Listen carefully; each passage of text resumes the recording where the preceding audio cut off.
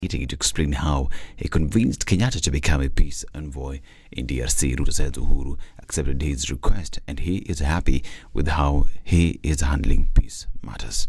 Now I'm telling this to my brothers from the DRC. You may wish to know that my predecessor, President Uhuru Kenyatta here, and myself were on different sides of the political contest 2 months ago. And the competition was stiff. But after the election, I met His Excellency the President.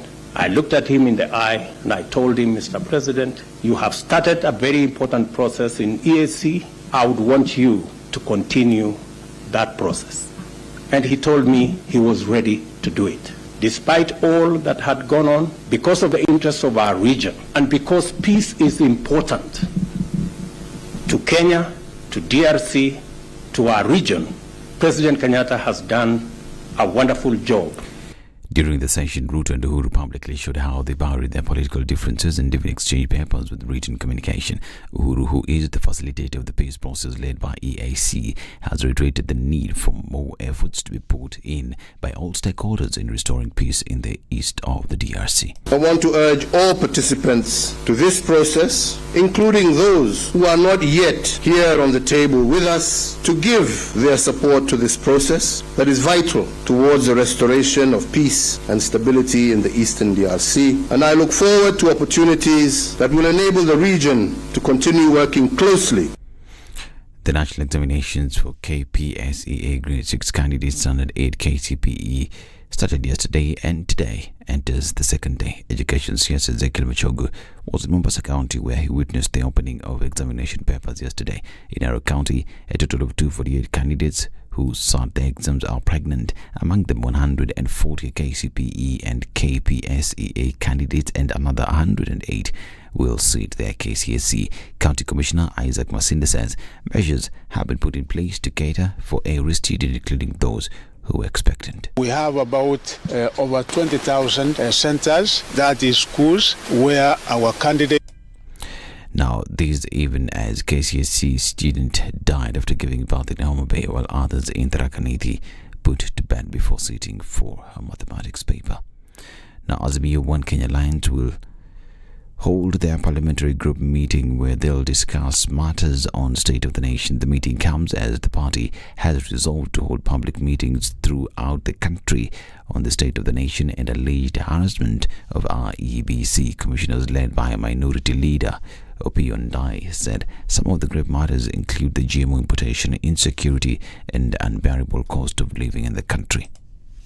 The matters which have gripped the attention of the country in the recent past, principally the matter of the attempted removal from office of the 4 IBC commissioners, the grave matter of GMOs and the alleged plans to import GMO maize by the government, the matter of insecurity which has become prevalent across the country, and generally the matter of the skyrocketing cost of living. And therefore, as a first practical step, we have resolved to convene the Azimio La Umoja One Kenya Coalition Party parliamentary group meeting tomorrow, Tuesday, which we envisage to come up with far-reaching resolutions. Now, Agriculture CS Mithika Turkey says the government hasn't made a decision on whether to import maize into the country. The CS says the country is still taking stock of the food deficit before pronouncing itself on the need to import maize. His statement comes amid a storm over the remarks made by his trade counterpart that the importation of 10 million bags of maize was said to be gazetted.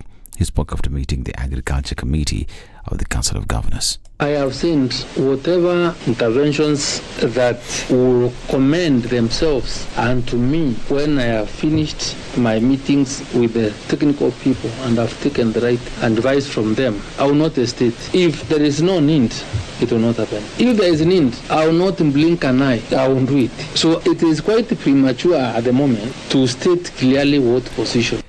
This as the High Court temporarily barred the government from importing and the subsequent distribution of genetically modified crops and food until a case filed by the Kenya Peasants League, a social movement, is heard and determined. This is Newswire. I'm Dennis Alseto. Good morning.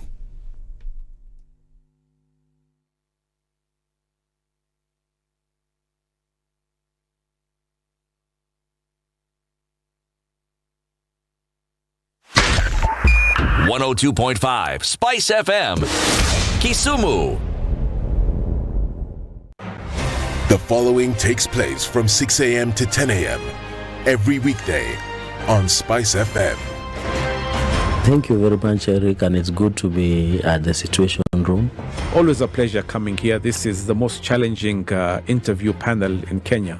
You guys are very well informed, and as you can see, Charles today, very philosophical. To be poor in this country is the greatest sin you can commit, not just from a legal perspective, but from life generally. Yeah. It is very, very skewed. We've just heard on the floor of Parliament, just most recently, a leader within the ODM saying that Sisi ni ng'ombe is a baba. Yeah. Which means that you are willing to be milked dry. Hapo. You cannot force me to believe. I'll give way. If it's a land that I'm told to return to you, I will. Okay? Because the court has said so. But I'll continue saying, watu wamenirusha. That's all that I'm doing. The Situation Room, Kenya's biggest conversation. Second day of the week. What does it look like in these Nairobi streets? It looks like traffic is going to be quite something today. Day 2 of exams that started yesterday. Folks are already where they should be this morning, but we're going to see lower levels of traffic. And we can already see Ngong Road. Still, as you go into the city, Jogo Road for the first time in a very long time, at a few minutes after 6 o'clock, is just trickling into Landis and then getting out towards Kamkunji. And in the CBD, we don't see much action for now. We're looking at Thika Superhighway, and there's not much traffic as you're trying to get into the city. It looks really good on Kiambu Road as it does on Limuru Road this morning. So, folks, yet to get up and out and about, those who did have already gotten to where they're going this morning. And we're likely to see that Tuesday will be a good day. Let's manifest that, and that there should be not much traffic wherever we go. SpiceFM KE on Twitter. Talk to us there, and let's keep things moving going through Tuesday.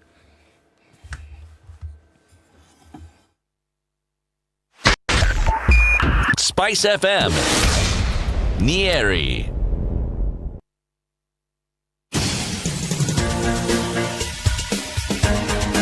This is the Situation Room, the home of hard-hitting political commentary and penetrating insights about the state of the nation. This is a talk radio experience like no other. The Situation Room, a place for hard truths, debates, and elevated conversations. The Situation Room, witty, political, engaging, deep, controversial. In the room, we have C.T. Muga, researcher, academic, seasoned political observer, a fountain of wisdom in these politically uncertain times. Ndu Oko, Nigerian by birth, Kenyan by choice, communications expert, Pan-Africanist, a truth seeker and believer in people power, and Eric Latin, agent provocateur, the man in the chair, seasoned journalist, news hound, a man who believes in punching up, not 8 down. after 6. Good morning and welcome This is to the Situation Tuesday, Room, 29th the only way November to start your 2022.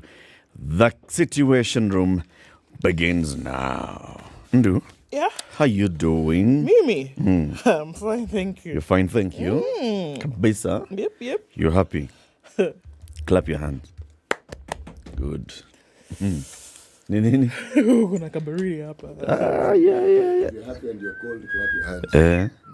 If you're happy and you're cold and you really want to show. Hey. What's going on? I do not I understand. rarely feel cold, but I don't get this one, man. I don't get it. Sheesh. And it's the cold in here. It's not actually as cold outside. Outside is not actually in here. It's like a blizzard. It's crazy. City. Yes, please. How you doing? Yes, please. Thank you very much. Yeah? Yes. Well done. Welcome. Nini. I'm giving all the greetings. You haven't had. Have you never come across people who Yes, you greet? please. Thank you very much. Welcome. They're greeting you.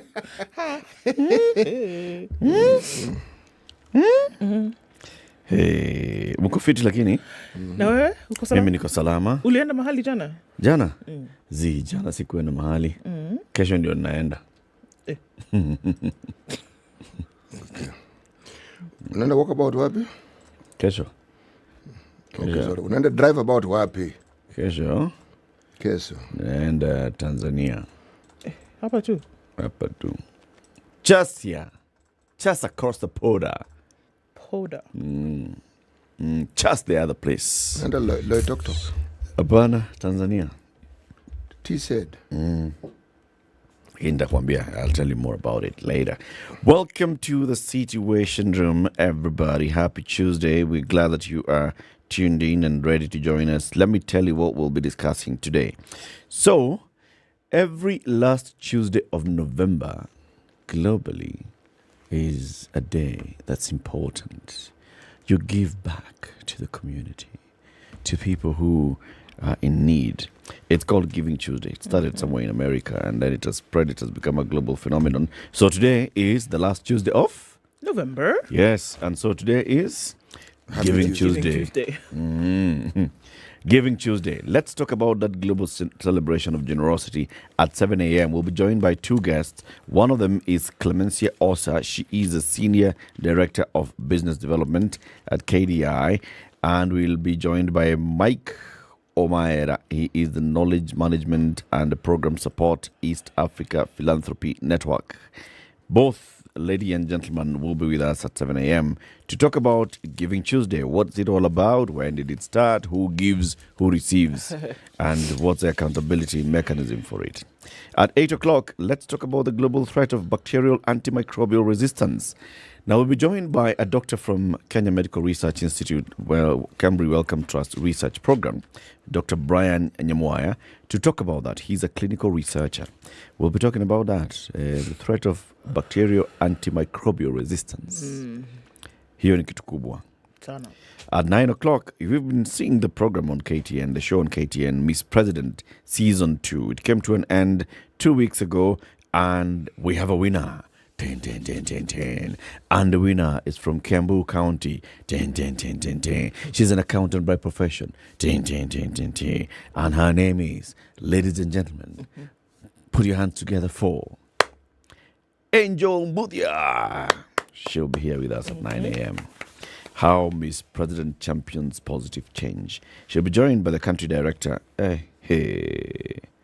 I don't know kama ulikuwa umenotice hii Ednah umeandika director Yoyo, kwa sababu saa zingine kama ulikuwa umenotice kazi inakuwa nyingi inapita hata ile. Harrison Manga is a country director at Media Focus on Africa. They are the ones who conceptualized the show Miss President. He'll be here with us at what time?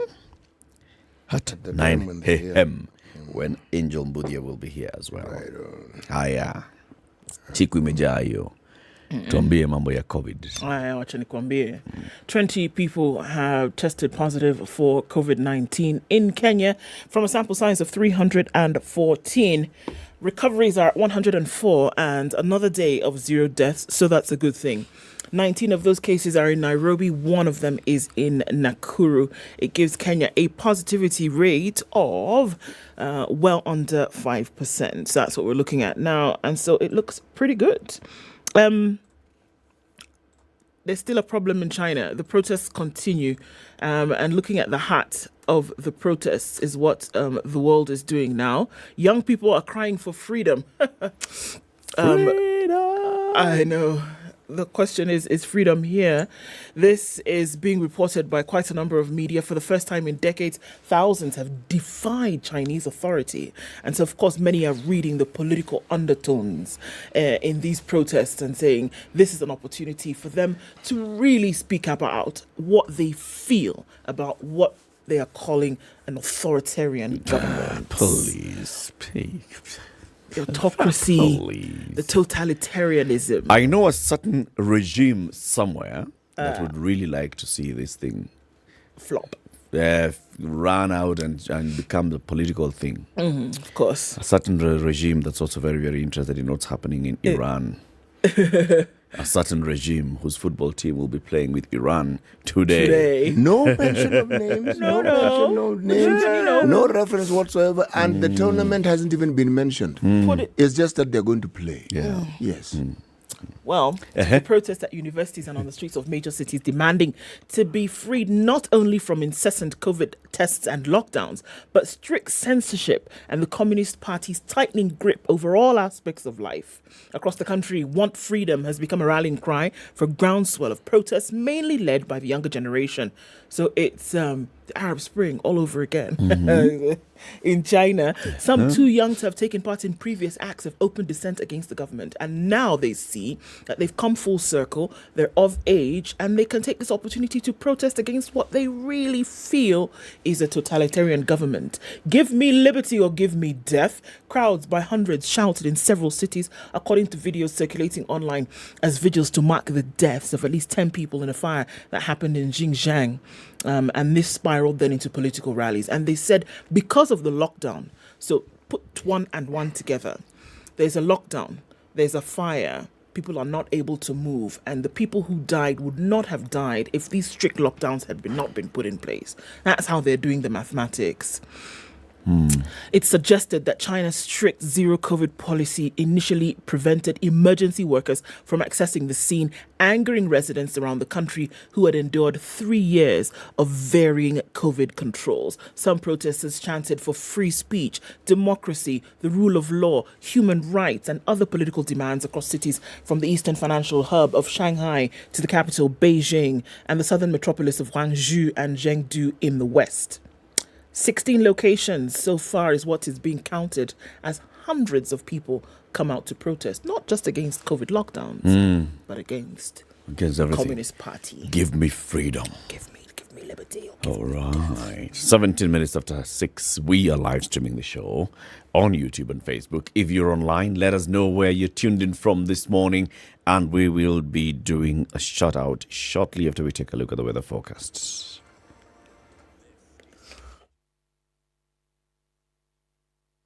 This is the Situation Room, the only way to start your day. The adults in the room. He's promiscuous or he's polygamous. We need to get over ourselves. So I should always know the man that marries me, I know there'll be other women. Yes. The relationship you have with yourself is the foundation of the relationships you will have with other people. Things that we never talk about. 3 things. Stop, breathe, and relax. Whether it is matters of the heart, finances, or work that's weighing on your mind, worry not. Tune into Adults in the Room every Monday to Friday from 7 p.m. to 10 p.m. The Adults in the Room will help you stay winning. Only on 94.4 Spice FM. Conditions in Nairobi this morning, going to highs of 24 and lows of 16. It's going to be a clear morning at 13.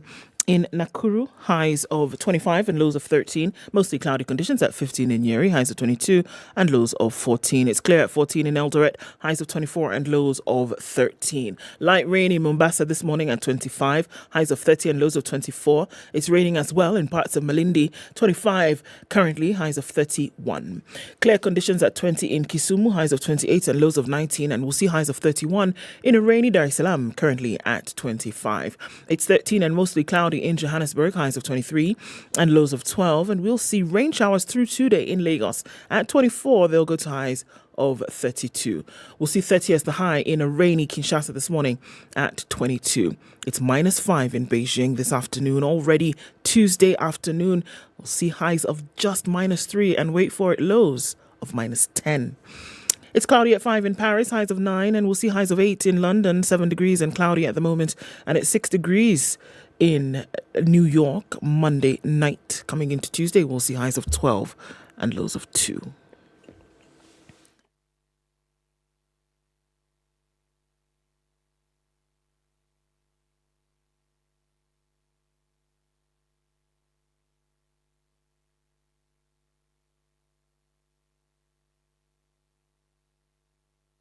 Mature, intelligent talk every morning. Spice up yourself.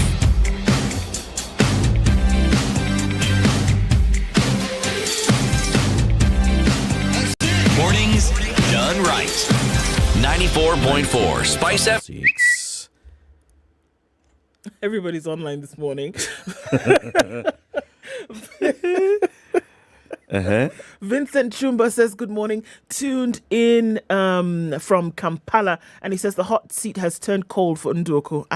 Why now? Okay. Irene Dohio says good morning, tuned in from Nyandara County, and come out of hibernation for you guys. A lovely -3 here in Eagle River, Alaska. Zeresh Muyama says good morning, or it's almost good night for you. Kiplagat Misoy is tuned in and it says, a lovely Tuesday from the sunrise of Maseno. That sounds nice. Eldoret to Kondani. Mama Taifa, yellow is the color and spice is the station. Oh.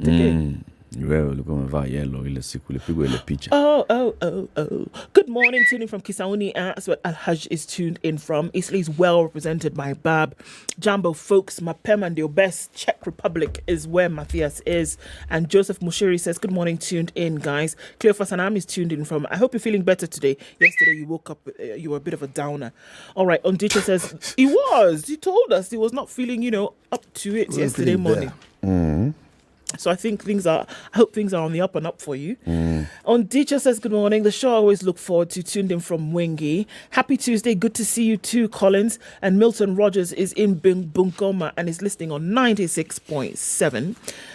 Donald Chip Kosia says, good morning, tuning from Watamu Malindi, and good morning from Kamukuya Market. General Korea Lagat says good morning, and Waithera is with us until then. That time.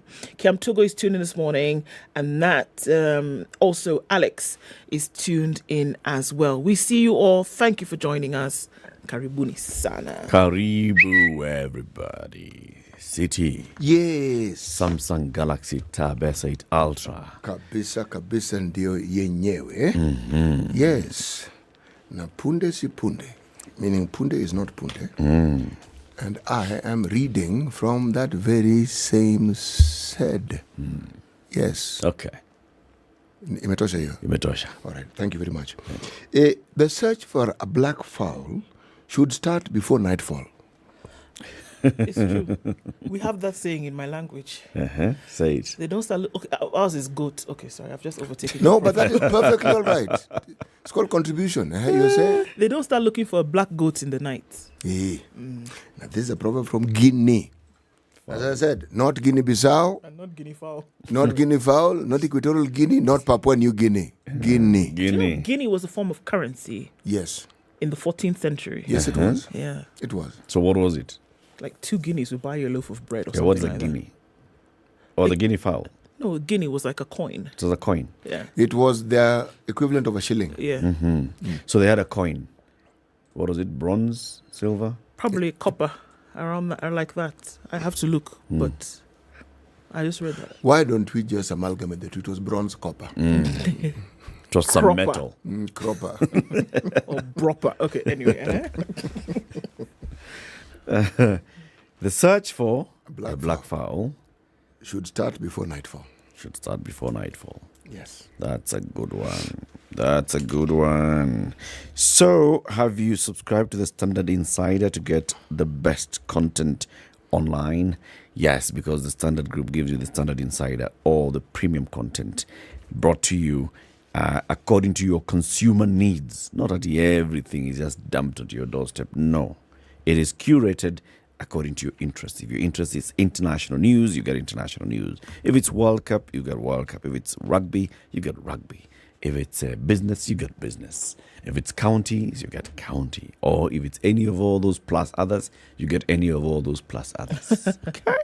Just go to www.standardmedia.co.ke. Bobea, and you pay $199. You save 100 bob. $199 a month. 199 shillings.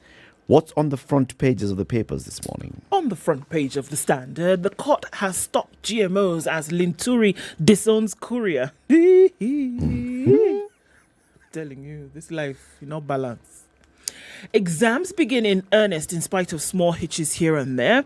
And we've seen that United for Peace in DRC, President William Ruto, in the presence of former President Uhuru-Kenyatta, and with the president of Burundi and chairperson of the EAC Heads of State Summit, Evariste Nyandishimie, yesterday after talks went well at the Safari Park Hotel yesterday. On the front page of The Nation, delayed windfall, 5,000 ICAS jobs. Long wait. Hundreds of President William Ruto's supporters are awaiting the shortlist from the Public Service Commission with bated breath because the position of Chief Administrative Secretary offers them the biggest chance to serve in government. The head of state is staring at yet another appointment crisis. Test of a lifetime is what the nation calls it for primary pupils. And we've seen a show of class by Ghana and Cameroon as they shine in Qatar. Hope for Congo peace as EAC leaders back talks, so we saw yesterday. And a ministry on the spot for blocking the cleanup at Maritime Agency. That should be an interesting story as we see Public Service PS Mary Kimonye there talking about the recommendations of implementation. Yeah. That's front and back. Yes. City? Yes. Do you have the front of the I Star? have the Star. I was unable to get the Business Daily. Yes, it hadn't arrived yet. Okay. Okay, but I have the Star and I have the East African. Okay. Star.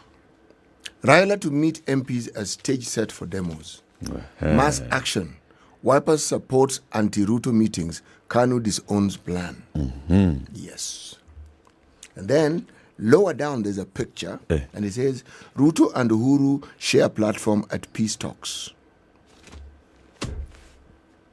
There are peace talks taking place here in Nairobi. Okay. That DRC issue. That DRC issue. Right. And Uhuru-Kenyatta is leading the talks. Yes, he is. Okay. So, shall we look at that story on the front page of the Standard then? Let's do it. So the court did a thing. Justice Tande said, hold it. Maize saga deepens after the High Court suspends importation as Agriculture CS claims he does not know anything about decision to ship in grain. The minister, the cabinet secretary for agriculture said he knew what? Nothing. So you ask yourself, how? And I shall tell you. Agriculture Cabinet Secretary Mithika Linturi has distanced himself from the importation of GMO maize. After keeping off the raging debate on whether to import GMO maize, Linturi broke his silence yesterday, claiming he was not aware of any plans to ship into the country genetically modified corn. I am the custodian of the ministry, and I'm not ready to answer to what is being reported in social media, he curtly responded during a press conference in his office. His position seemed to contradict earlier sentiments by his trade counterpart Moses Kuria that the government would import GMO maize to cushion Kenyans from hunger. While defending the position to rely on GMO corn, Kuria has been adamant that the maize is not dangerous, as claimed by some people. Being in this country, you are a candidate for death, and because there are many things competing for death, there is nothing wrong with adding GMOs to that list. However, Linturi maintained that in case of food shortage, his ministry will be guided by stakeholders to make the right decision. I want to give you a position that I am ready to defend. I need to have statistics before I can give a comprehensive report on the national food status. Linturi's clarification on the issue came after Prime Cabinet Secretary Musalia Mudavadi said the matter of maize importation should be left to the Agriculture Ministry. Mudavadi said the issue of importation of maize should be guided by a survey from the Ministry of Agriculture, which will find out if there is a deficit of grain. That is a policy that must be well elected. It is the agriculture docket that will issue an importation order after looking at the food situation. Addressing the media after a meeting with governors Muthomi Njuki and Benjamin Chiboy, the agriculture CS revealed he had advised farmers to ignore the 72-hour ultimatum given earlier by Courier to offload the maize in their stores. He told farmers that they are at liberty to sell their produce at any time they wished, and no one has authority to command them. You are free to sell your maize anytime you wish without anyone giving you a timeline. What you should know is that when settling, you should spare some of your stock for your own consumption. Now, this was all happening when the court decided to lift the ban on GMO foods. The decision by... Lift? The court suspends the decision to lift the ban. Okay? High Court Judge Mugure Tande issued the order stopping ministries of agriculture and trade from allowing any GMO foods into the country until a petition filed by the Kenya Peasants League is heard and determined. Justice Tande said in a case, the government has already imported GMO foods. No government entity or official should distribute them to the public until the dispute relating to its safety is determined. The judge's decision comes in the middle of a raging dispute between Trade CS Moses Kuria and a section of lawmakers after he announced that the government will import GMO maize to cushion Kenyans facing hunger. So this fight is happening here, and the judge says, okay, halt it. And if it is here, do not distribute it until this case is determined. Mm-hmm. Yep. Chill first. Yes, please. So the cabinet should be meeting today. It's Tuesday. Yes, it is. The cabinet should be meeting today. Now, we should see what comes out of that meeting. I hope they will come out speaking with one voice and say whatever they want to say. This confusion could just be engineered. It's possible. But if you are confused about anything, one thing for sure, if there's GMO maize already in the country, it shall not be distributed, and you will not import anymore. Because the courts have said so. Yes. Okay. Okay. It's 6:30. Hebu jitokeze. Jionyeshe. Simama. Mbele ya watu. City. You like that song, Yeah, bwana. It's a good advert. And it was actually a very nice advert. It was a very good ad. It was a pleasant advert. Very pleasant. It's about Kiwi shoe polish. If you buy the new Kiwi black shoe polish from anywhere across the country, open the tin, the lid, you will find a unique code inside. Then, with that unique code, you stand a chance of winning instant airtime or data, or you'll be one of the weekly winners of 35,000 shillings worth of school fees. 35,000. What do you need to do? Buy Kiwi black shoe polish and then open the lid and then see the code and then send that to *459 *5 hash. *459 *5 hash. Enter that code and good luck to you. You could be a winner. This is the Situation Room, the only way to start your day. Everyone remembers the ambition they first had when they started their business. A business holds promise. An idea could blow up and change lives anywhere on the planet. But the best idea is not worth much if it can't be executed by a solid team. Introducing The Room, the talent solution that provides a global network of tech talent, relationships, and resources dedicated to drive growth and innovation in your business. Hire tech talent and pick from qualified software engineers, cloud developers, web developers, and data analysts, all vetted and trained to Silicon Valley standards. The way we work has changed, and subsequently, so should the way we hire. Visit theroom.com today and discover how we few can minutes improve. after 6:30, and we're looking at traffic building up in certain parts of the city. It doesn't look too crazy, and probably is not going to get to those levels, at least not for now. Still looks pretty good coming off Gong Road, which we're looking at a trouble spot earlier, but it's okay for now. Off the Thika Superhighway, there's traffic that's building just around the Pangani underpass. Kiambu Road looks really good. If you're going to use Kiambu Road today, now would be the time to get on it so that you're not stuck in any kind of madness traffic.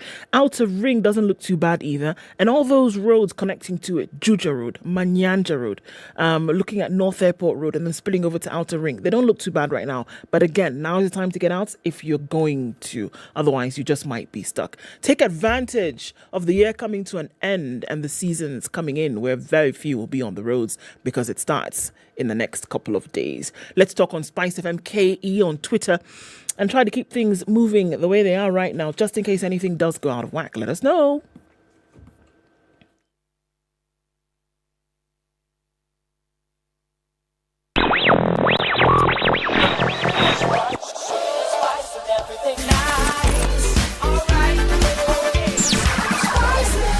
Spice up your life.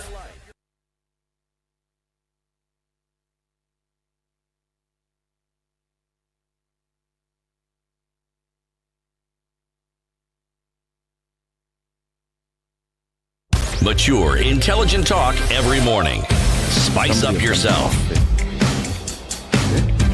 They're requesting a song. Everybody's got a song. And it's a song by Salongo BK. Who is that? Who knows, man? Sijui tumwambie ama tuache. Wajua? Salongo. Ni jina mtu? Sijui. Ama ni jina mahali? Labda ni bendi.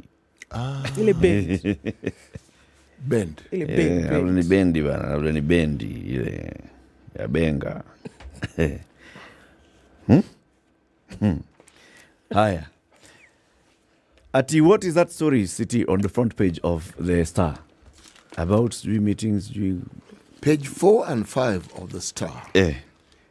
This is supposed to be an extremely important meeting, and it's meant to build consensus. Okay. Countrywide rallies convened by Azimio leader Raila Odinga will culminate in street protests. It has emerged as I am reading, as the coalition top brass convened a meeting of all MPs ahead of mass action. The details emerged as Kalonzo Musyoka Wipers Brigade threw their weight behind the anti-William Ruto meetings, while Kanu, a key member of Azimio, disowned the plan. Insiders within Raila's camp disclosed the meeting will begin with a rally, but would culminate in street demos to protest what they termed as victimizations of 4 IEBC commissioners who rejected the declaration of Ruto as president. Raila, Kalonzo, and NARC Kenya leader Martha Karua are expected to lead the anti-government meetings. As part of groundwork, the coalition has on Tuesday convened what it termed as the extremely important parliamentary group meeting to build consensus. The leadership of Azimio La Umoja coalition invites you to an important parliamentary group meeting to be held on Tuesday, today, November 29th, 2022, at the SKM Center, Stephen Kalonzo Musyoka Center, in Karen. A letter by National Assembly Minority Whip Junet Mohammed reads in part. The police have remained tight-lipped on the opposition activities set to kick off on Wednesday, but sources say intelligence sources have been activated. So it is mass action again. Well, that's what they want to discuss to determine how mass that action is going to be and how protestful the protest will be. So that's the discussion that's supposed to take place. Okay. Yes. What? Now, the president has heard Raila, and he's warning Raila against holding nationwide rallies to protest the plan to kick out 4 IEBC commissioners who rejected the August presidential election. Ruto says the plan could compromise peace in the country and drive a wedge between Kenyans. I don't think organizing demonstrations is part of holding any government to account, he said during a function to inaugurate a new distribution center by Twiga Foods in Tatu City. They are free to criticize what we are doing. That's okay with us, and we appreciate it. But I want to encourage them not to drive Kenyans against one another. Street demonstrations, street fights should not be part of the script of any responsible opposition. This is in response to what Raila had said, right? You know, that we are going to do everything we can to hold this government to account. The president said, we are consolidating our country. We are reorganizing our country. I want to tell our brothers in the opposition to work with us, to criticize whatever they want to criticize, but let's keep the country peaceful. That's all we are asking. But Raila said tomorrow, Kamkunji, we have said we are going to consult widely with the people of Kenya. We'll begin in Nairobi on Wednesday. We'll have a meeting with the people of Nairobi at Kamukunji grounds to ask them if they accept that these commissioners should go home. Sorry. Yes. Yes. The protest, okay, it's not protest, it's public participation. Abi, how? The public participation. Oh, what is it? Rally. So it's a rally at now ask Kamukunji. you, do you think these guys should go home? So, and then you say no. And then they should not go home. Should we protest? Yes. How should we protest? Like demonstration. How should we demonstrate? Like that. The people have spoken. Have you got it? Okay. What impact does it bear on the process? So that's a very good question. That's a very good question. The process of removing the IEBC commissioners has begun through 4 petitions taken to the National Assembly, right? The Committee on Justice and Legal Affairs has begun sitting. The 4 commissioners' representatives have refused to appear before the committee. The committee. Okay? Yeah. The Committee on Justice and Legal Affairs comprises majority and minority, read Azimio MPs, who have a number in Parliament.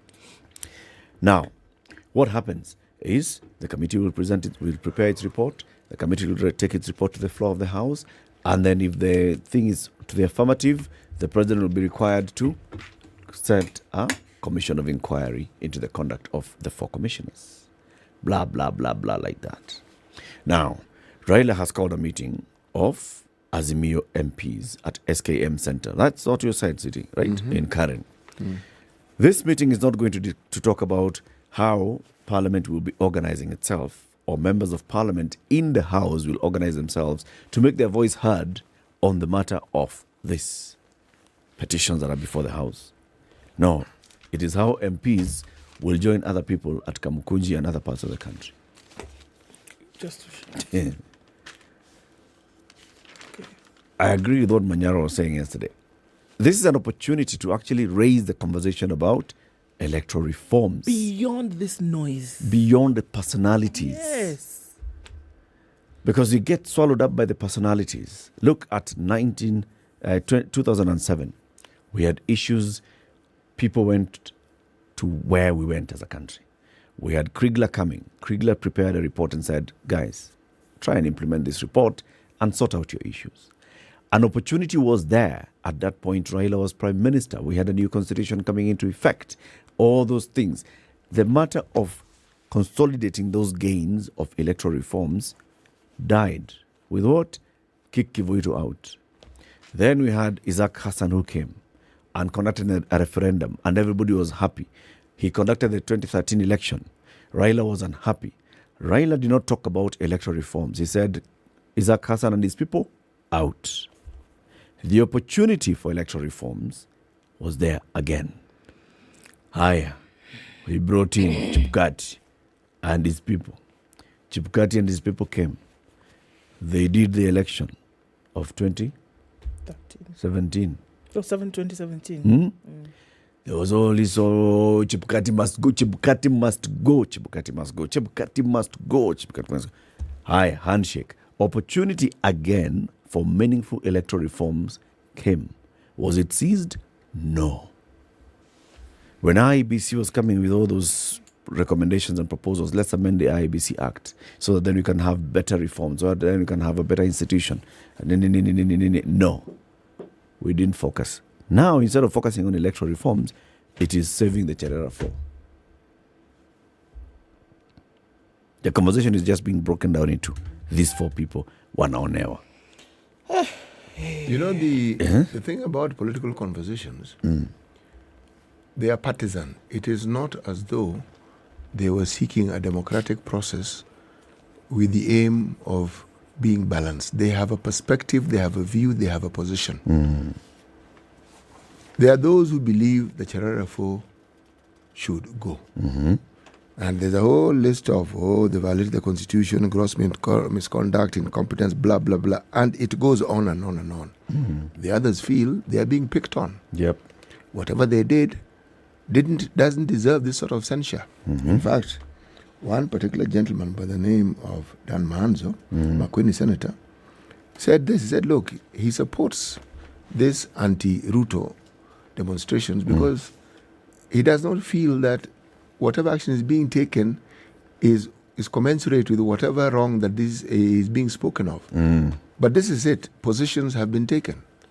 Now, it is true that sometimes the issues of our politics, let me repeat that. It is true that oftentimes the issues around our politics have to do with personalities.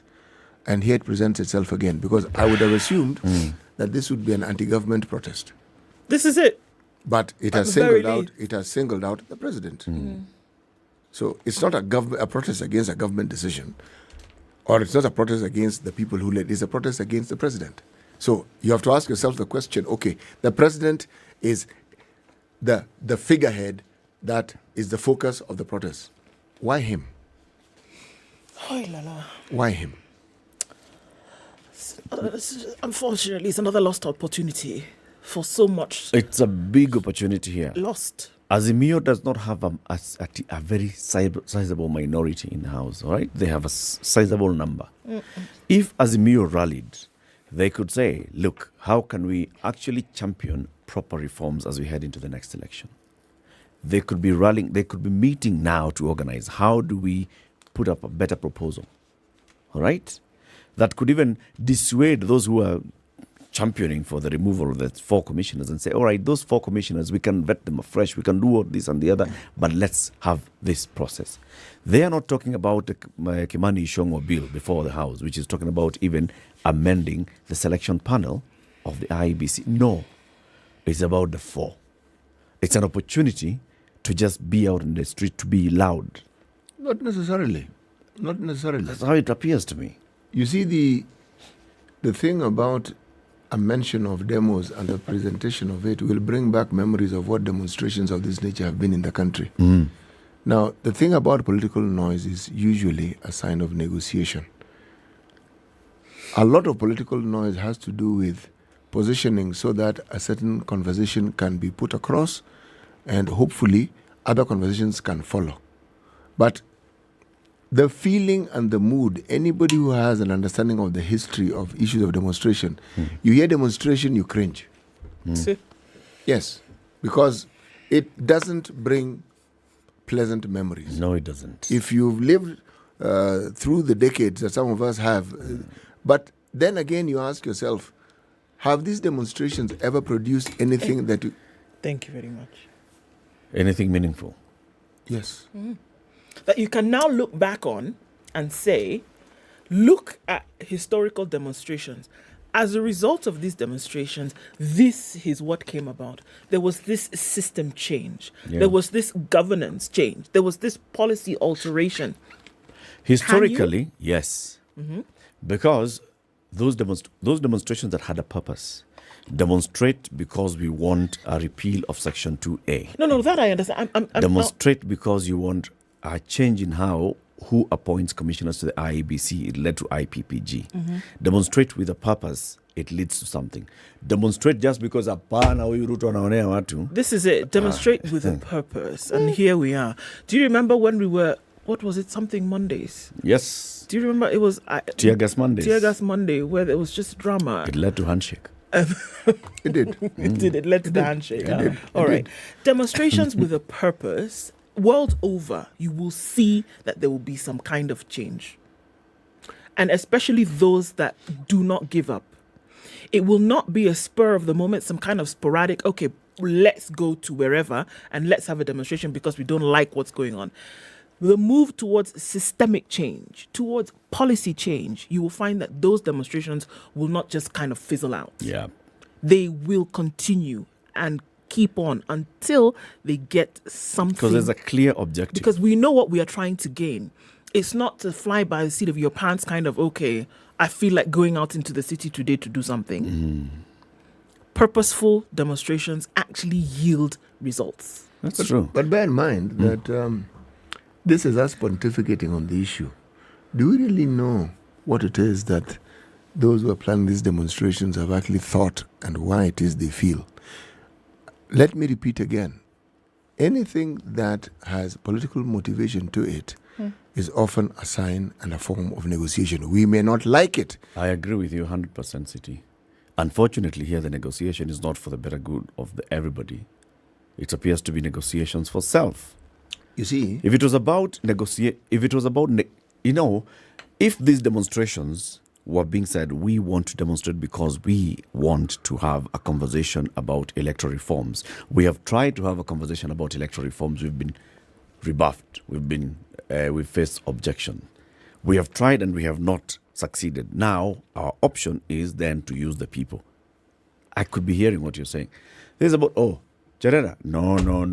In fact, let's go to Parliament and see that JLAC. Let's walk out. Let's address the media outside there. Let's say now we are going to Kamukunji because of what they are doing to Cherera and the other commissioners. That's not... But don't you see, Eric, the mention of the demonstration, the president has responded. And has he not? Yes, he has responded. So this conversation wouldn't have this one that we're having here wouldn't have taken place if this particular position had not been taken. As I said, the memories may not be pleasant, but then again, you look at the history of demonstrations in this country, and you have to ask yourself, the question you ask is, yes, was this the best way of approaching this? Now, that is a question that only those who are planning this demonstration can answer. Yes, why they think that this is the best approach. It's the best way to go about this matter. Yes. Let me tell you about KRA. Kenya Revenue Authority. Those guys are Times Tower. They have a new board. Let's not even talk about the board. It will be another story for 79 days. Let's talk about what KRA will be doing after tomorrow. Tomorrow is the 30th of November. Come the 1st of December, if you are still using the old ETR machine, Where we? Come the who of what? 1st of December. That's like the day after tomorrow. Oh, yes. Okay. Okay. If you're still using that, wewe utakipata. Why? Manufacturers and traders risk a 1 million shilling fine or a jail term of 3 years from tomorrow if they fail to install the upgraded ETRs at their premises. The new system grants the taxman real-time access to invoices. Under the new system, KRA will receive sales and invoice data from all registered firms and traders daily in a fresh push to boost revenue collections and curb tax evasion. This move comes as the taxman moves to seal revenue leaks and boost state coffers as part of the efforts to reduce reliance on public debt. Traders will also be required to seek the taxman's permission to perform any other business the next day under the system, meaning incorrect or incomplete data logged the previous day could lock them out. KRA said recently its workers would start wearing body cameras in a bid to curb tax cheating and staff bribery. They had said it, I remember. Yeah. KRA had twice extended the deadline for compliance, which was initially July 31st, sparing non-compliant traders. Then it was pushed back because there was an issue with supply. Now, here's the thing. You see, when you say, now have this new ETR machine, it's at a cost. Okay? Of course it is. The cost is around 45,000 to 120,000 for buying the ETR. For the billing software, it's about 80,000 shilling. This is according to Charles Mora, who's the CEO of Wise Power Technologies Limited, one of the companies that has been identified by KRA to be a supplier of the new ETR machines. It's a cost. It comes at a cost to businesses. Yeah, it's not a this small cost is not going to be recoverable in any way at you because you complied now. There's some rebates. No. You're going to spend 120,000 shillings in the next 2 months, and if you don't, you get a fine of 1 million bob. Okay. It doesn't matter what size of business you are, whether you're a small business like the one Bilokero was talking about yesterday. Yeah. Surely, what absolute madness is this? The one who you're going to give 30,000 shillings to boost their stock in the store, you're going to come and ask They're them going to spend 45,000 shillings to buy an ETR. and then plus 80,000 shillings for the software. What is it You're about- asking them to spend 120,000 bucks to be able to get this done. Yes. What is it that the ETR machines they have can't do that this one is going to do? It will not allow KRA to be in your system at the same time. So you cannot come and say, this is what I sold. KRA also wants to be able to confirm that this is actually what you sold. Is it so really it's legal? real time so that KRA can be on this back end while you Yeah, are I've got it, doing but is your it thing. actually legal? It sounds intrusive to me. It does actually sound intrusive once you think No, about it. I mean, It's every time you're invoicing, it's real-time It's invoice. real time. It's a real time invoice. No, I'm asking the question because it's like saying that you have a certain provision within our laws that because the police are there's a security force that is established to ensure our safety, that they have a right to peep into whatever it is my phone conversations are. Because I mean, it's the same thing. No, they're not asking you to sit there in your Yes, they are. association. What they're saying is, because you're still, even with the old machine, you still generate invoices and ETR invoices. Now, instead of generating those ETR invoices and then filing them later, as you generate, they get a copy. The updates. thinking behind it is sound. It even makes sense. It doesn't make it less intrusive, does it? No, it doesn't. No, it doesn't. No. And it's It's like just having a peeping Tom. what KRA and the bosses don't realize is the cost of compliance is a big barrier. It's one of the reasons why people do not want to Eric, get it's not to a be in the tax barrier. market. It's a crippling component. Yes. To business, you think about it. Compliance How much are is you just making on a daily nonsense. basis, and then somebody's coming to tell you, come and spend 120,000 shillings that you will not recoup. You will not recoup. Yep. It's 120,000 It's a shillings. cost You gone. spend it, it's done. It's a cost gone. know, my You mind- cannot go at the end of the year as you're filing your returns for income tax and say, I okay, get a rebate so on get it. a rebate On the because you machine. bought the machine. No. No, it's gone. That's your business. It means someone brought the machine, someone has understood, and now there's a gun to every business person's head You must buy that this you must thing. buy this thing. It reminds me of speed governors. Yep. Yes. Yeah, somebody had already brought them, and then Yes, okay, now and you know. everybody had to put. Do you hear that discussion and the conversation about speed governors anymore? Do you What- hear What it? is a speed governor? See, They're there in the PSVs. When you go for PSV inspection, they'll check the speed governor. my They friend, will, you they'll put check the it. thing in, then And you then you disconnect disconnect it. And you disconnect It's it. not complicated. In fact, you can do it when you're at a police stop and then stop 100 meters ahead and disconnect it and continue. What are you talking about? You know, what I fail to understand is why it is that when you have these statutory bodies in the country, they seem to feel that no approach is worth their while unless it is something that is being rammed down your throat. It is just completely You can't have a annoying. conversation with people. No. You can't say, how can we go about this together to make it easier? You can't do that. The only way in which you will get me to comply is if you threaten me. You know what? But so to buy this machine, you go to any of these vendors.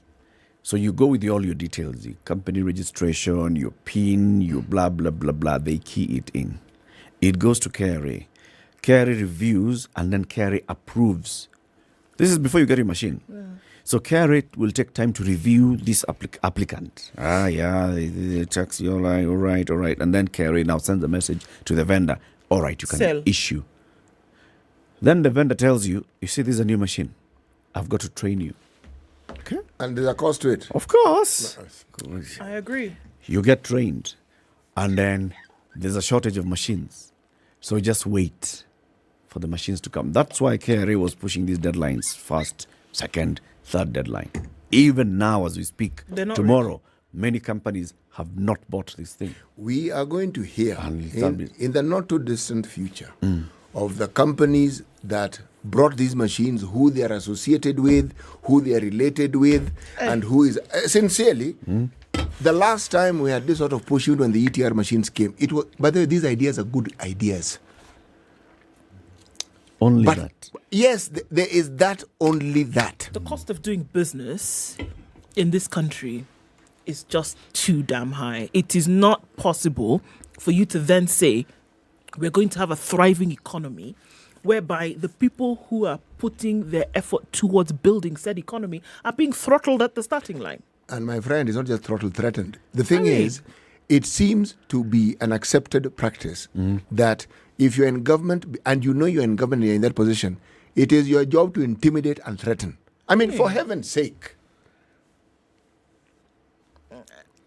December 1st, it's just 2 days away. Let's see how many people would have complied by then. It's going to be quite a number of people in jail or paying 1 million shillings, that's for sure.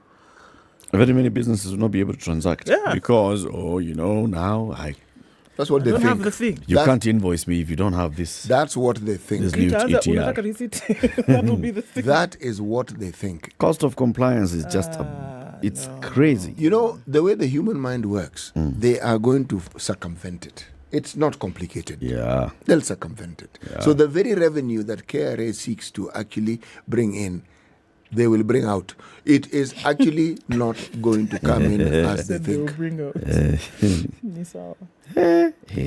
Wanacheza watu.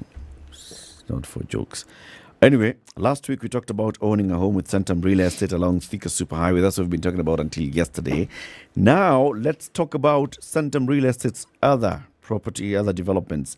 There's one in Two Rivers, right next to Runda and Gigiri. That area around Two Rivers and the houses they're putting up, 102 acres development. Remarkably, one of the best master plan developments in Nairobi. Then, here's the thing about Centum Real Estate. At Iwata, they have their own water treatment facility in there, just like they have one in Vipingo. Getting water from the ocean, clean it, use it. Kunywa. Now here they have water treatment facility. They have a power station within the facility, which means that they also have backup generators, 24 hours, right? They have 5G connectivity right there.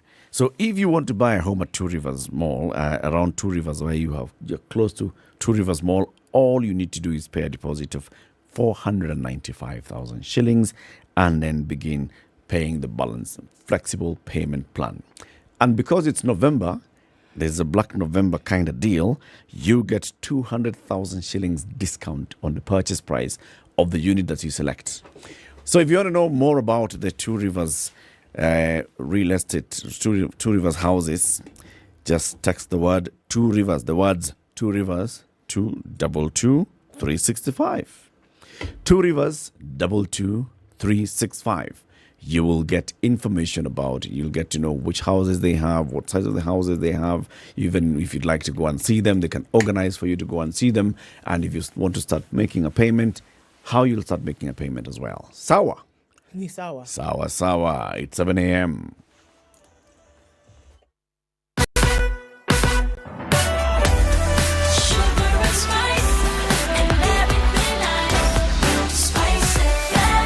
Spice up your life.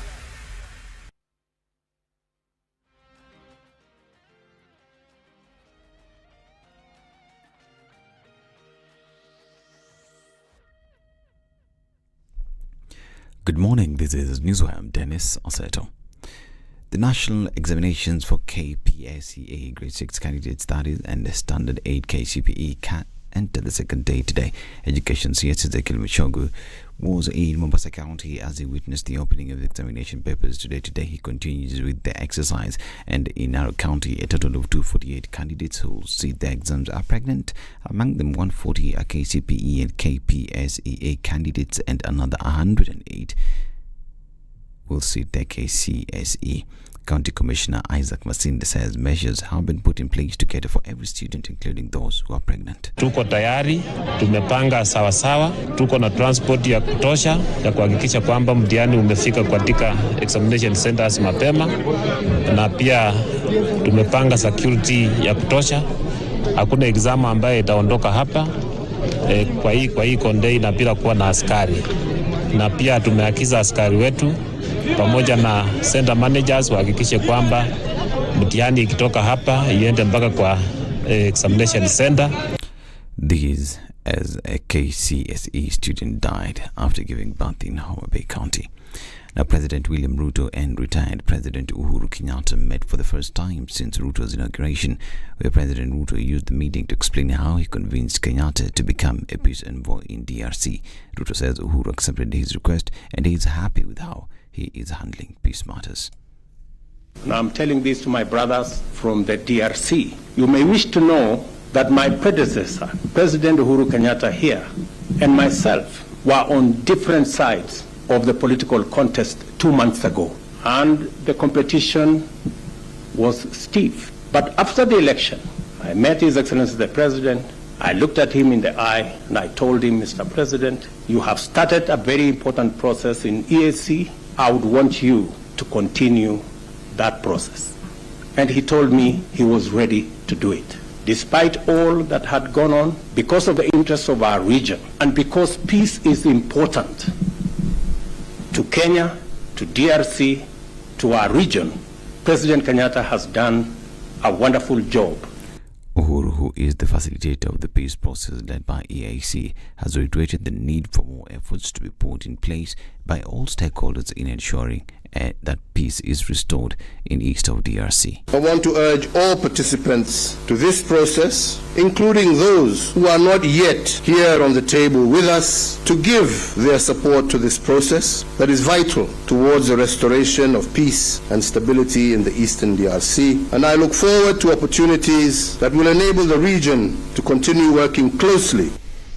And Azimio One Kenya Alliance will today hold their parliamentary group meeting where they'll discuss matters on the state of the nation. The meeting comes as the party has resolved to hold public meetings throughout the country on the state of the nation and alleged harassment of IEBC commissioners led by Minority Leader Piondai. They said that some of the grave matters include GMO importation, insecurity and unbearable cost of living in the country.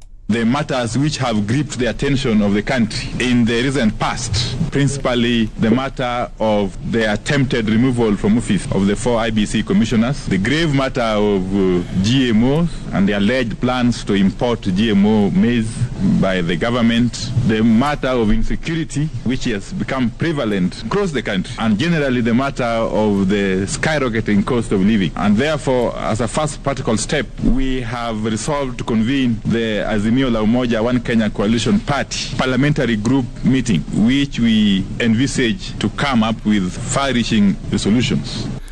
This as Agriculture CS Mithika Linturi says the government hasn't made a decision on whether to import maize into the country. The CS says the country is still taking stock of the food deficit before pronouncing itself on the need to import maize. His statement comes amid a storm over the remarks made by his trade counterpart that the importation of 10 million bags of maize was set to be gazetted. He spoke after meeting the Agriculture Committee of the Council of Governors. I have seen whatever interventions that will commend themselves and to me when I have finished my meetings with the technical people and have taken the right advice from them, I will not hesitate. If there is no need it will not happen. If there is a need, I will not blink an eye. I will do it. So it is quite premature at the moment to state clearly what position. This as the High Court temporarily barred the government from importing and the subsequent distribution of genetically modified crops and food until a case filed by the Kenya Peasants League, a social movement, is heard and determined. This is Newswire. Dennis Aseta, good morning.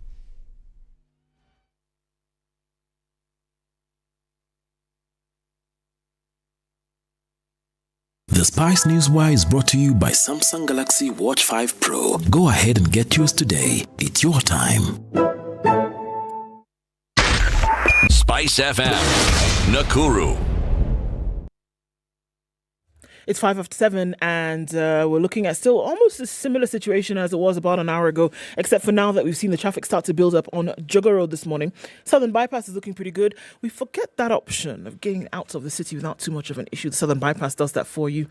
Let's look at Landis and then creeping towards Kamkunji. We're seeing a build-up of traffic, and there it is on the Thika Superhighway. What was not there is now lots of traffic, and it's bumper-to-bumper heading out into the city.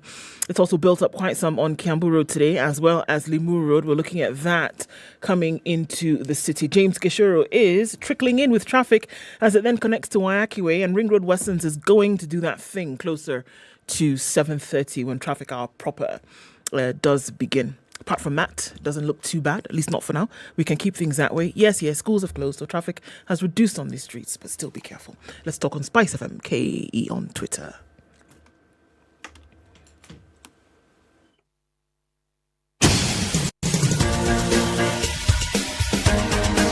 This is the Situation Room, the home of hard-hitting political commentary and penetrating insights about the state of the nation. This is a talk radio experience like no other. The Situation Room, a place for hard truths, debates, and elevated conversations. The Situation Room, witty, political, engaging, deep, controversial. In the room, we have C.T. Muga, researcher, academic, seasoned political observer, a fountain of wisdom in these politically uncertain times. Ndu Oko, Nigerian by birth, Kenyan by choice, communications expert, Pan-Africanist, a truth seeker and believer in people power, and Eric Latif, agent provocateur, the man in the chair, seasoned journalist, news hound, a man who believes in punching up, not down. This is the Situation Room, the only way to start your day. Welcome to Tuesday, the 29th day of November 2022. It's the last Tuesday of November. It's a special Tuesday every year. And we'll be telling you all about it shortly. Ndu? Hey, that Z Flip 4. I know. See, you are just zooming on it. I can't even stop because I've gone to the flip side of life. Clementia. Yeah. Good morning. Good morning. How are you? I'm very well. Thank you. There's this phone, It's the Samsung Z Flip 4. And I'm going to ask you if you're ready to get onto the flip side of life. Yes, I am. You don't even have to do much. Very, very fast. Let's move. Let's go. Tukisonga mapema ndio best. Now, if you're ready, we're getting onto that place whereby you can enjoy such great features, video calling, group shots with all your people, selfies, and much more. You should see CT take a hands-free selfie. I'm telling you, he does the business. It's great. And you can actually do the same thing. It's a beauty, but it's also a beast. It performs powerfully and it's flipping strong from the inside out. You've got every reason to get on the flip side of life with the Galaxy Z Flip 4. Really snazzy. And it does just that. It flips. Just give it to her. Let her hold it. Let her feel it. You want to flip and flip it? Yeah. Spend some time with it. Wow. I know. So nice. Fold it. Flip it. You see the screen? No, wait. Flip it. I know. Now you can imagine doing all those many things that you enjoy to do with your And look at the convenience peeps. of even keeping it. Yeah. It doesn't have a cracked screen. No, it doesn't. Screen like my phone. No, it doesn't. Cracked screen like my phone. Yeah. Yes. Mine too. And even if you bought it and it got a cracked screen, Samsung has this program. You just take the screen to them. Care support. They will replace it. Wow. Upon of Chezo. City. Yes. No, you don't talk about your Samsung Galaxy Just Tab allow me 8. to bask in Please the glory don't of talk the about the Flip 4. Tab 8. This time, just wait. Just talk about the Proverb from Guinea. I will not even mention the watch. No. Okay. Okay. Right. The proverb. From Guinea. And the proverbs, when we say Guinea, we're not talking about Guinea-Bissau. We're not talking about Equatorial Guinea. We're not talking about Papua New Guinea. Just the country Guinea. Okay? Yes. Now, Guinea borders Sierra Leone, Mali, Guinea-Bissau, and Cote d'Ivoire, and the Atlantic Ocean. Okay? This is the proverb. The search for a black fowl should start before nightfall. The search for a black fowl should start before nightfall. Yes, kuku nyeusi. It's just nyeusi na giza ni nyeusi. Yes, hata ikiwa ni jimbi. Ikiwa ni nyeusi and you're looking for it at night, you are the one who knows what you'll find. You just call it and it's maize. Something else may come out.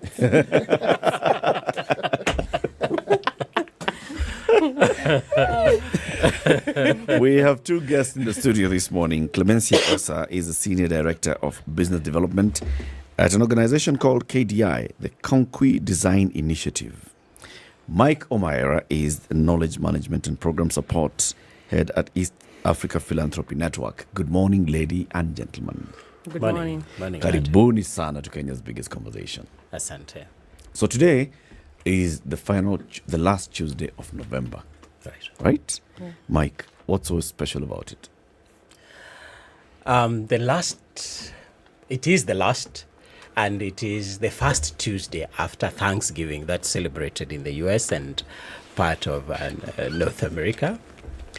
It happens to be the time when, for the last 10 years, that people have celebrated giving, and giving that arose from part of these big celebrations that they have had over the years. And this came through as people collect, as we say, over the years, people have started the collection of things, goodies that they have picked to celebrate Giving Tuesday. And the practice of giving, gifting each other came through there. And people picked this through and realized that we can do much more with what we have. And they felt that this is a time to start, not to start, but to continue the process of supporting some of the good works that have been happening in society. And so 10 years ago, a movement to celebrate giving, continue the giving that has been happening, started as Giving Tuesday. And they've been celebrating the first Tuesday after Thanksgiving. And before that, of course, there have been other celebrations around Cyber Monday. There was Black Friday, that all have been around the consumerism that has been there. But the good thing about Giving Tuesday is intervening in challenges that we have in society. And so this began off from the US and has spread across the world. Currently, there are 85 movements across the world that celebrate Giving Tuesday. And this has happened across the world. It has touched across in terms of age groups, and it uses the power of the media, social media, to mobilize, to support, to tell stories of good that is happening. Hold on. There are several things that you've mentioned so far. Yeah. There is giving, celebrating, and then there are movements across the globe that celebrate in Giving Tuesday. Right. Kind of lost. Break it down. Break it down. First, the giving. As I said, beginning on from the Thanksgiving and the shopping that people do. And people are celebrating, they have things that they remain with, that they felt they do not want to keep. So that began from that point. And people would move out and say, we have this. Instead of throwing it away, there are people who need them. And so they moved into the streets, into homes where people needed what they had. That goodwill gradually spread across into the rest of the world. And so this movement built from the spark of goodness of people. And now it has grown across. Coming down to Africa, we have, over the last 10 years, and particularly for us in East Africa, over the last 6 years, we have coordinated Giving Tuesday in the region. In the region, I mean the 4 countries of Kenya, Uganda, Tanzania, and and Rwanda, where the movement picked up from one, the infection that happens. Of course, social media is big. Yep. And so people picked the habit and started looking at, after this, the things that we have collected, where do we take them? People have intervened in situations that they felt they needed to intervene out of goodwill, but it has grown into a movement now. For example, last year, across the globe, over $21.7 billion dollars were raised across the world. In Kenya, we raised 500 million shillings on this one day of Giving Tuesday. And this is out of, again, the goodwill that people intervened in specific situations. I'll give an example. A young man in Homa Bay town who was formerly a street boy learned that after getting supported from a giver of Giving Tuesday, got him out of the street, cleaned up, took him to school. After 3-4 years down the line, he went back to that street and started cooking chapati. Rogers today is running a big movement in Homa Bay town where people come and support the people who still live in the street, but also the people who are unfortunate who come to benefit from what he does. So this kind of movement has grown then across the world and spread the goodwill that is there across the world. Yes. So what happens today specifically? So there's been collections that have been taking place. You know, it could be maybe, it could have been the whole year. It could have been 6 months ago. So what happens then specifically today here and around the world? What activities then are taking place? Thank you. Yes. There are several activities taking place, and one of them is that people are collaborating. Charities, non-governmental organizations are collaborating, especially around causes. If there are causes around women, causes around children, causes around people living in informal settlements, people are collaborating, organizations are collaborating to put together their efforts. The other thing is Giving Tuesday is looking back and seeing last year there was giving. What impact did it have? So that's really critical. Today at 7:30, there will be a check-in. The Global Giving Tuesday Global will be having a check-in with Kenya. There are several check-ins lined up so as to see how much has happened. Is there somebody who needs to collaborate with another? Is there money that has been raised? That's how we get to know the statistics of the money that has been raised so far. So yeah, that's all happening today. And giving is not just about giving money. It's also doing small things like just putting your voice around. For example, now we have the 16 days of gender-based violence, and people are just talking about that. I think you've seen on social media is rife with all that kind of information.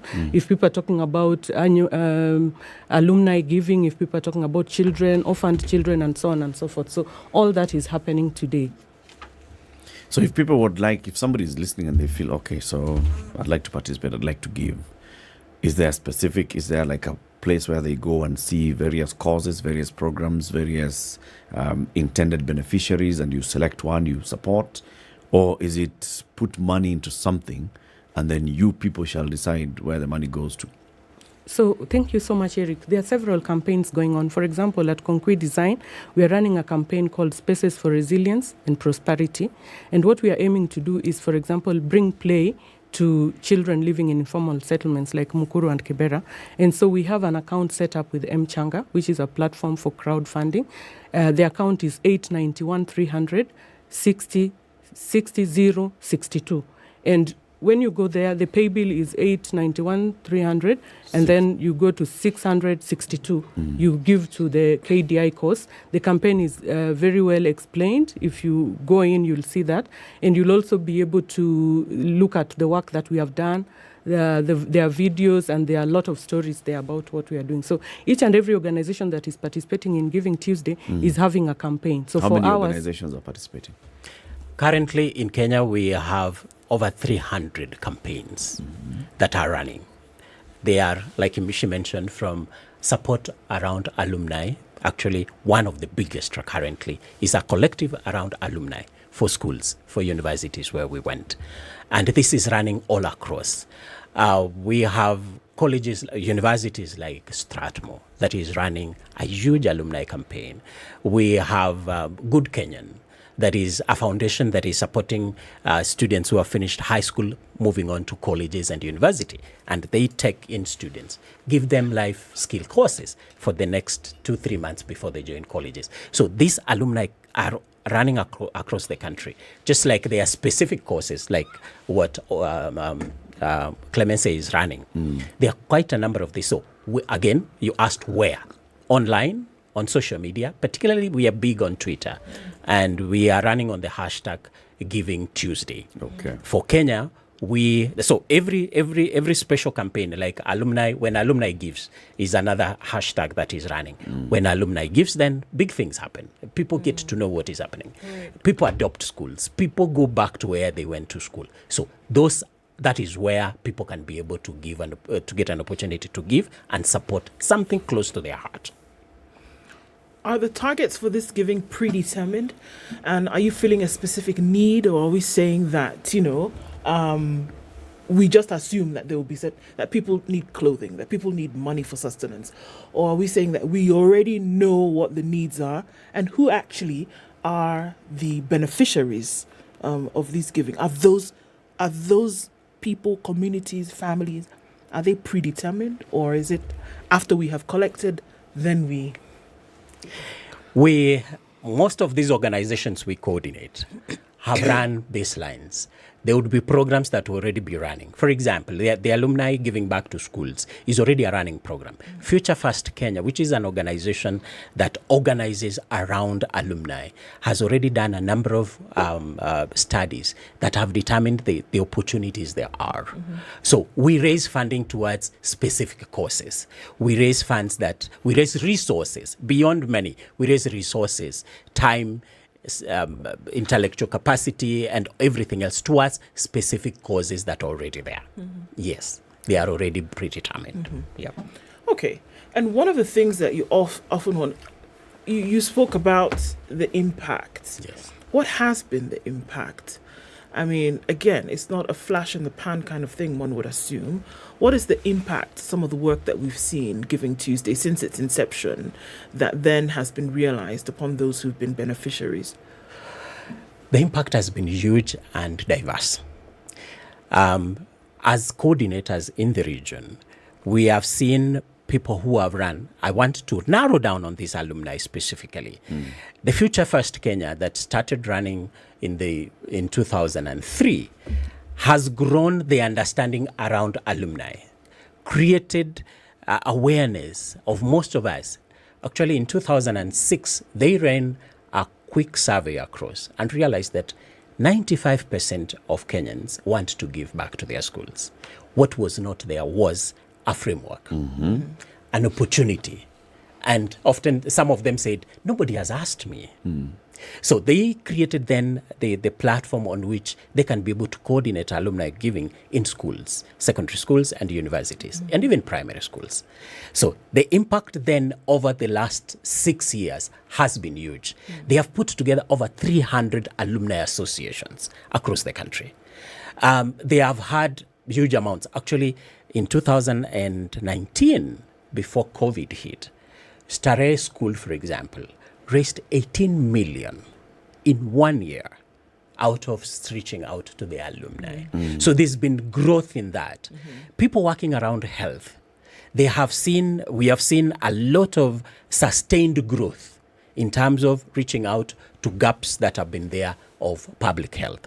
We have seen opportunities where orphan children have been taken to school over the years, beginning from the beginning of the year. When you set out, you have 200 or 300 orphans, and you've taken them to school. And we've seen sustained growth in that. So it is impact that can be felt, that can be documented. From what I hear you say, from what I've heard the two of you speak to, is these activities seem to be centered around town centers, urban areas. Perhaps I'm wrong. Perhaps you also do some work in the rural areas. But the reason why I bring this in is because I'm thinking of informal philanthropy that one found in communities, right, where it was understood that members of the community who were not able to be assisted, people got together and assisted. Now, the structures that you speak of are excellent. Right. And it's like the next step after what I've referred to as informal philanthropy. Tell me, what do you do with the populations of the people who are in the rural areas? Because that is where the bulk of our population are, and that's where people are poorest, if you ask me. Or rather, where you'll find people who are poorest than the ones you find in town. The ones in town are glaring because they're right here and because of where they live, and they do need the services. That's one. Two, what do you do to encourage structures that had existed within communities where this sort of work that you're doing was part and parcel of the community? Because for the work you're doing to take shape, it means some of those structures fell apart. They no longer work as they do. Because if they did, then these problems that we're speaking of would not be as obvious as they currently are. Thank you. I'll respond, and then Clemencia will chip in. One is that this movement rides on social media. So I want to agree that it's big in the urban areas or peri-urban areas. But we know, for instance, in Kenya, that the penetration of mobile technology has been big. So there's been movement towards the villages, towards the grassroots. We have organizations like SHOFCO that now mobilizes from the villages, puts together members around specific campaigns. For example, the campaign around water and clean water. SHOFCO has gone to the ground. And so we support SHOFCO to raise resources around their specific campaign around water in the villages. We support schools and schooling systems that are picking children from the rural areas, taking them to school because of the gaps that have been there, and particularly where public schooling system has often failed. And so we are going to the grassroots and supporting them do this work on the ground. So we put in place structures. Through Giving Tuesday, we offer them a platform to raise the resources and apportion these resources to support the people in the rural areas. Number three, around the failed structures that often are meant, of course, the duty bearers, the governments, local and national, where they have failed, as philanthropy, formal philanthropy, we create opportunities to co-partner with government.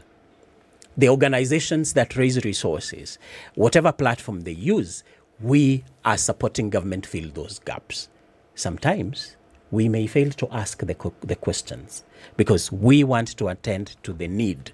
But often, as philanthropy and as a network, ourselves, East Africa Philanthropy Network, we work closely with government to influence decision-making, to influence legislation and policy that then goes back to fix some of those broken areas. Okay. Yeah, I want to say that being a movement and having just been 4 years old in Kenya, it means that it has not penetrated everywhere the way it wants. But I want to refute the fact that it is just in the urban areas. It is not. Mike has mentioned that over 300 organizations are part of Giving Tuesday, and some of those organizations are based in the rural areas, directly benefiting people living in the rural areas. And as you rightly say, Muga, the truth is that Giving Tuesday is supposed to spark little giving, little generosity, such as the ones at the neighborhood. So anyone in the rural area who feels that they want to participate in Giving Tuesday can still help a neighbor who needs that kind of help. Maybe drop a neighbor's child to school, or give a neighbor food in case they don't have it, or help a neighbor build a home for people who are unfortunate not to have homes. So we are hoping that in the next maybe 5 years, or next time when we talk about Giving Tuesday, it will have penetrated more areas than it is currently. And we are very happy that you've given us this platform to talk about it, because I know there are so many people who are watching currently and they are not aware of it. So those are the people that we want to target and to bring along. I thank you. The reason why I mentioned it is because what I've referred to as informal philanthropy, they actually had structures. And I think I didn't ask it properly. So let me rephrase or say what I wanted to say. You see, if you reawaken the spirit of giving, which I understand is what the movement has done, not its and plans to do further, but how does it plug into also reviving the structures that existed, because all communities had a structure of giving to those who were less fortunate. Yes. They always did. Definitely they Yes. did, yeah. Is there a way in which, yes, it reawakens the spirit of giving, but for it to be sustainable, it has to be a structure that the community identifies with and which they can work with, because it is something that is part and parcel of their way of life. Yeah. Yes. We can respond to that after we take this break. Okay. It's 7:30. This is The Situation Room. It's Kenya's biggest conversation. Tuesday, the 29th of November, 2022. It's Giving Tuesday. And to talk about that, our two guests, Clemencia Osa, who's a Senior Director of Business Development at KDI, Concrete Design Initiative, and Mike Omaira, he's a Knowledge Management and Program Support at East Africa Philanthropy Network. What is the importance of giving, and why Giving Tuesday, and how can you participate in Giving Tuesday? Reminding you about kiwi, black shoe polish, go and buy. Mike, ulitumia hii shule. Kabisa. Vile Mike amecheka. Hata sasa. Mike, the mention of kiwi brought memories. Huge memories. He's wearing black shoes? Definitely yes. He's wearing black shoes and they're polished. Good. Yes. Kiwi black shoe polish. So Mike, as you go and buy for the next kiwi for your shoes, in fact this one is black, renews black leather. All right. You go and buy, open the lid, look inside, you will find a unique code, and all you need to do is dial star 459 star 5 hash. Star 459 star 5 hash. Once you do that, you stand a chance of winning big. You can either win instant airtime or data, or you can be one of the 4 winners. Every week, there's a winner who gets 35,000 shillings worth of school fees. Wow. 35,000 shillings school fees. Na hii economy. This is The Situation Room, the only way to start your day. It's a magical Christmas at Westgate Shopping Mall. Spend 1,000 Kenya shillings and above and stand to win an all-inclusive Mediterranean cruise to the most beautiful cities in Europe. Visit Rome, Venice, Barcelona, and get to bring someone with you. You also have the chance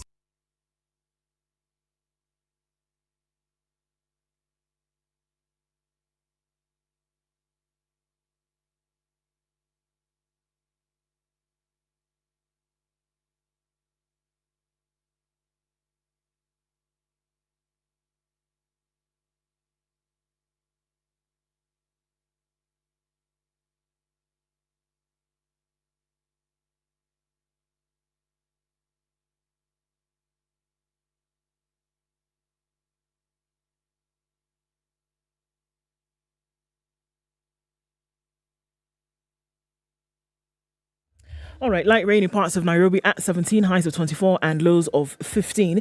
It's sunny at 15 in Nakuru, highs of 25, and we'll see highs of 22 in a cloudy Nyeri at 16.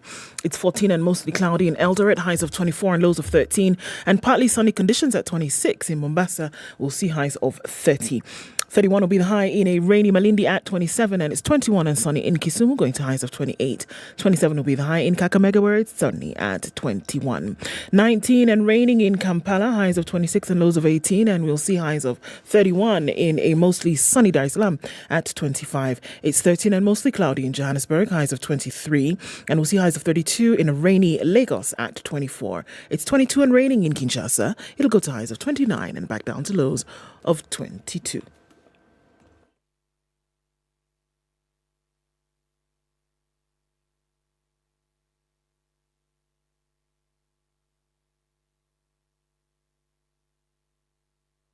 All right, pockets of traffic in different parts of the city this morning. We're looking at it heavy coming off Lunga Lunga as well as Jogo Road. Heading out towards the Landis is also doing the thing in and outbound traffic, interestingly enough. Getting towards Kamkunji is not too bad as you then spill over to Haile Selassie. Gong Road is also building up here and there just a little bit as you get towards Community. And we'll see some traffic coming out of Westlands, but nothing too back-breaking at the moment. It's heavy on the Thika Superhighway, heavier so on Kiambu Road. And we'll see some action coming off onto Limuru Road, which is pretty heavy as well. Ring Road Westlands getting ahead of traffic, as well as James Gishura, which is then going to spill over towards Waiyaki Way. So Westlands is pretty packed coming through towards 7:30 and beyond. Mombasa Road doesn't look too bad as you're getting out towards the Nyeri City roundabout, after which then it will, because then you get stuck as you're going towards Haile Selassie. So keep an eye on things. Let us know what's going on where you are. SpiceFM KE. It is drizzling in some parts, so be careful as the roads get slippery.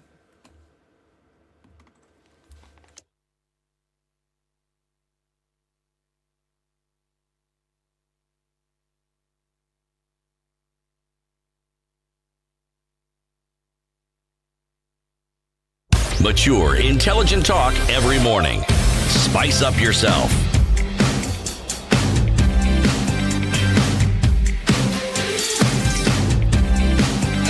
Mornings done right. The conversation continues. 94.4 Spice FM. East Africa Philanthropy Network, and Clemencia Osa, Senior Director of Business Development at Concrete Design Initiative. CT. Yes, please. Do you remember the question you asked? Yes, I do remember the question I'd asked. Okay. Give the abridged version of the question. Yes, not just abridged, polished. Polished. Not necessarily with the kiwi, but polished. Okay. For purposes of sustainability, when you have a good idea, when you have an excellent idea, something that revives the spirit of giving, which is actually at the very essence of our being as human beings, how then do you mesh this? How then do you bring this into the reality of existing norms that communities had with regards to giving? How do you revive this? Because, as I said, when organizations such as the ones the two of you represent come alive and have a lot of work to do, it means some of those societies and those norms fell apart. They're not as effective as they could be. Indeed. Otherwise, these numbers of people in need wouldn't be as great as they actually are. Right. Yes, but so that it is sustainable, because all funding comes to an end at some point. Yes. It does, yeah. How does one ensure that what had existed in these communities embrace these new ideas, mesh it into what they did, so that they can continue with what it is that you people are starting? That is really my question. Thank you. I want to answer it in two parts. While Giving Tuesday is a platform for raising resources, philanthropy in itself on the ground has been going back to the grassroots. This grassroots, actually we call it delocalization. COVID and other pandemics have taught us hard lessons. And one of the major lessons is that we are on our own. The funding that has been coming from the West and other places stopped during COVID. These people went back to their countries. They concentrated among themselves. So while Giving Tuesday has been around for the last 10 years, we started going back to our roots, working together with communities, looking back at those structures that held together.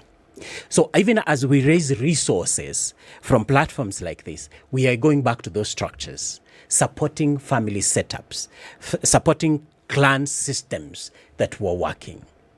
This may not apply across, because urban and peri-urban areas that KDI works around most of the work have different challenges.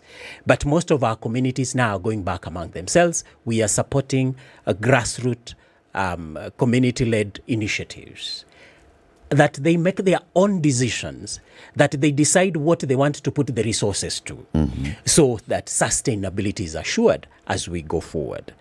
I know KDI has a model that supports this even in the urban areas. So I'll allow Clemencia to chip in on this. Thank you, Mike. During this Giving Tuesday, anyone can get involved, and you can get involved in any way. So one of the ways is, if you feel there is a cause that you want that is dear to you, you can raise funds in a way that you know. You can call people together and do the normal harambe that Kenyans do. You can make a tea party and call people, and when they give, that money goes to the cause that you support. You can have, you can organize a sporting activity at the rural area or at the urban area and have people subscribe, and part of the proceeds go to support the cause that you like. So it is not confined to formal philanthropy. It is not confined to the urban areas. So all you're riding on is the day, Tuesday. The day, yes. And the global movement around it. Yeah. What does KDI do? KDI, we partner with... So what's KDI first? KDI is a Concrete Design Initiative. It is a non-governmental organization that partners with communities that are underserved to advocate to advance equity and also to activate unrealized potential of neighborhoods and cities. And what this means in basic English is partnering with people who are otherwise disadvantaged for them to be able to identify spaces which can then serve their needs. For example, where they could hold their meetings, like today we are talking about fundraising, where they can hold a fundraising meeting, for example, where they can access basic services like water and sanitation, where they can put up kiosks to serve the needs of the people in their communities, but also where they can have their children play and youths can also partake and develop and nurture their talents. So a typical public space has several things, and this is designed and decided by the people that live in the particular neighborhood. The work of KDI is just to facilitate the process so that communities are able to identify what their priorities are in terms of public spaces. We work in informal settlements, but we also work in places like Kakuma, which is not an informal settlement, but a place where displaced persons live. And so just helping these people identify through a series of workshops and processes what they want to develop for themselves. So they are the ones who identify that we want to have a park here, we want to have a greenhouse. For example, there are greenhouses in Kibera. We want to have a plastic recycling because that is what we have trained ourselves to do. And then they are able to support the environment, mitigate climate change, but also just respond to their basic needs. So that's what KDI does. Do you have an example of an organization or a community that you've supported? Yes, we have New Nairobi Dam community, which is in Kibera, around high-rise area, just the area bordering high-rise. We also have Vuma, which is Vijana Usafi na Maendeleo, which is also based in Kibera around Makina. What have you done? There are 11 of them. So what we have done with them is we took them through a process of identifying what they needed in terms of rehabilitating the area. The area used to flood. So KDI came in and spoke to the communities, and these communities involves everyone, including children, youths, women, old people, and they're able to identify what they need. So one of the things they identified was they needed a social hall where they can have their meetings. For example, when somebody passes away, they don't have to go far away from the city to be able to meet. And then they are also able to access water and sanitation and also mitigate floods. So there's a public space that has been built there. Underneath that public space are thousands of crates of Coca-Cola, and that has been able to help mitigate the flooding. So that is one example of the public spaces. We have photos of those. If you are interested, we could share the photos of the places. The other one is the Nairobi Dam, which was a dump site and which was becoming a menace, and it was a place for dumping. But then that has been transformed, and now we have a social hall, we have a play area for children.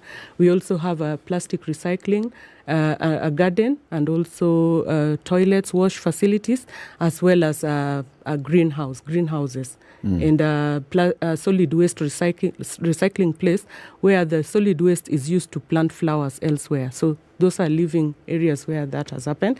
And if people from Kibera are watching, I'm sure they can actually attest to that, So beyond giving to meet somebody's initial need, the need could be clothing, the need could be food on that daily basis. Do I hear you also saying that what we're trying to do is one of two things? On one side, create a lasting culture whereby we're watching out for the next person. Yes. And at the same time, then create a culture where these things then can be sustainable. Whatever it is that you're contributing towards, it's not going to fizzle out in a number of days, but that is something that will then stay around. So then we're essentially becoming our, brothers keepers, but at the same time, we have structures in place that will last for some time. Is that the direction we're going? It is indeed. It is indeed the direction we're going. And particularly that Giving Tuesday as a platform and an idea has not just sparked, but given us the momentum to intervene in situations that were broken, but we are looking at how do we fix them going forward. We raise awareness around these issues. For example, when the rugby player Ombaso cooks and gives away food, he's raising issues around food insecurity. He is raising the pertinent areas that need to be touched on. And so he is sparking discussions about them, discourse around them. And as he does that, then he, as we say, brings together people to respond to this situation. As we say, problems are local and solutions need to be local. So for us, Giving Tuesday, and as a network of philanthropy organizations in the region, we are looking at how do we support local people solve their local problems. Yeah. Mm-hmm. Now, people think about, just like we've been saying, people think about giving on a constant basis. Yes. There's formal and informal giving. Of course, you say you organize the formal philanthropy organizations. Yeah. How do you vet them? How do you vet those that then get into your network? It's an elaborate process, though. For those who want to join the East African Philanthropy Network, it's an elaborate process. KDI is one of our newest members. That is at the formal level. At the informal level, the members, for example, who are participating today in giving, the organization, the more than 300 organizations, we put them through a process of gauging their causes. Are they legitimate? They don't go into Latif's pocket, the money that he will raise, the resources that he will raise. Does the cause that he champions exist? Does it touch other people? So we put that through a quick process. And two, we look at the community you're supporting.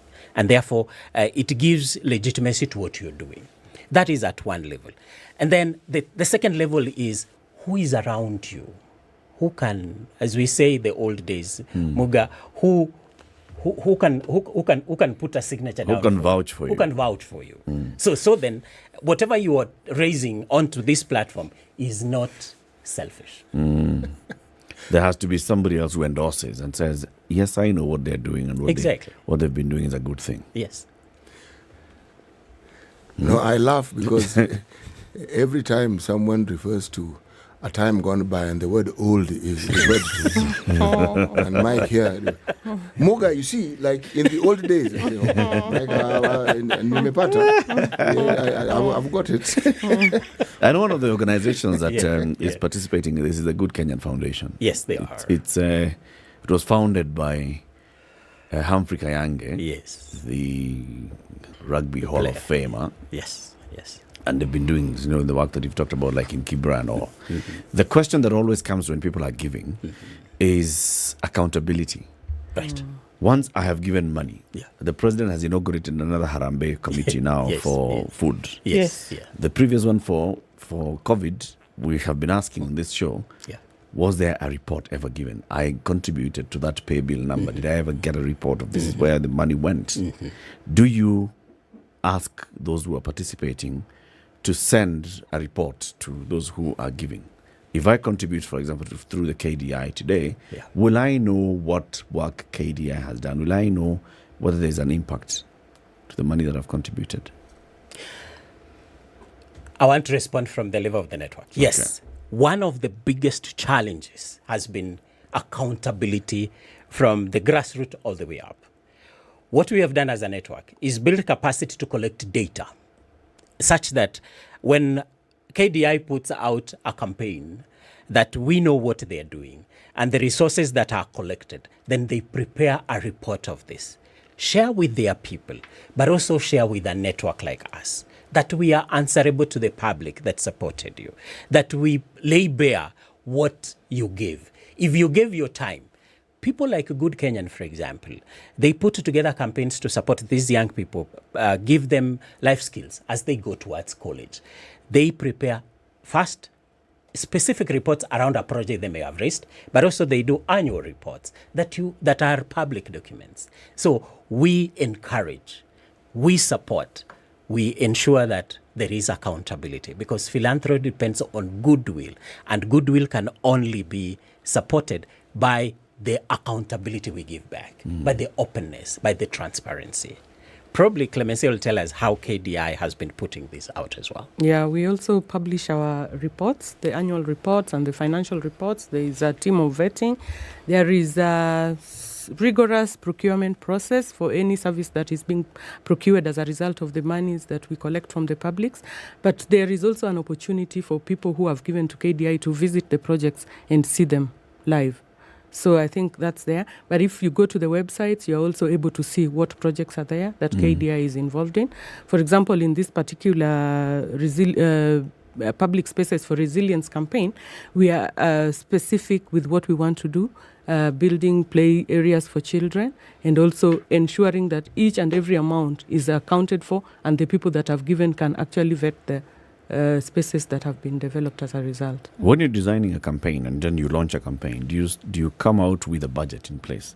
For example, on this Giving Tuesday, is KDI out there saying we are seeking to raise 3 million shillings, 10 million shillings to go towards this particular specific project? Yes. How much are you We are seeking to raise? seeking 6 million to develop 3 public spaces and also to fit them with the various components that I've talked about, like the wash component, the play area, the kiosks, and so on and so forth.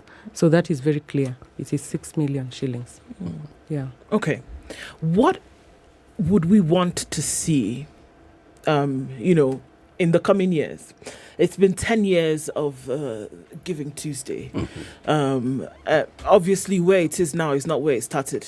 And there have been communities who've been coming together, individuals who've been coming together and having this understanding of what generosity actually does. So where would we want to see it go? There's some people who've never heard of it before, and maybe want to plug in. There are people who've been part of it and maybe say we can actually do a lot more with this. There's so many things going on if we're looking at Kenya specific, so many things going on in the country at the moment. I mean, the drought is like the monkey on our shoulders. There's so much every year. Even if there wasn't a drought, there would be something else. Definitely. What would we want to see? I see 3 things. One is individual involvement. We want to see many more people involved, particularly in those courses that touch them. Again, it is that touches you. For instance, the alumni thing we are talking about.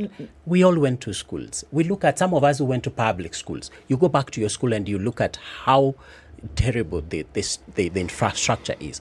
Or even if it is in place, some of the big schools, they are struggling with things. So we want to see more people involved, more people giving their time and resources.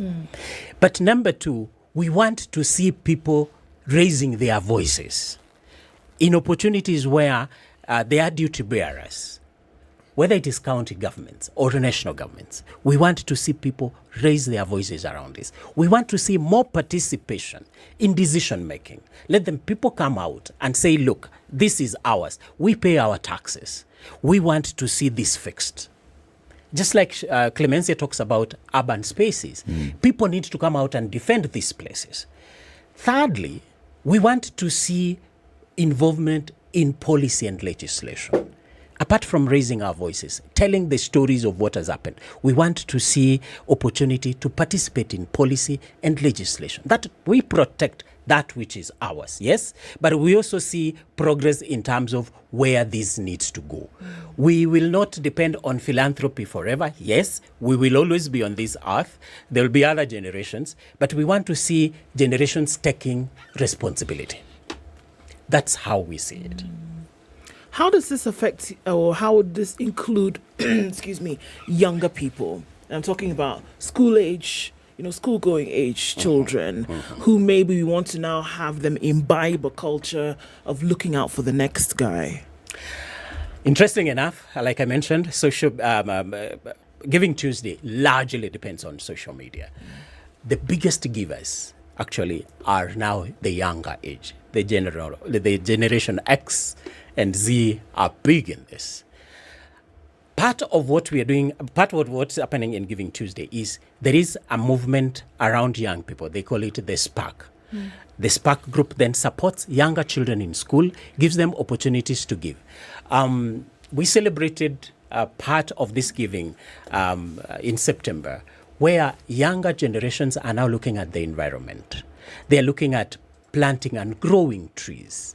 They supporting this. We are looking at children looking at the immediate environment in terms of the dirt, the collection of dirt, the recycling of dirt. We are helping our children to look at this, but also involving them in the processes, learning as they go along. And so Giving Tuesday is one platform where the younger generation are taking charge of the situation through their skills of social media, but also through their capacity to tell stories, which is really big in Giving Tuesday.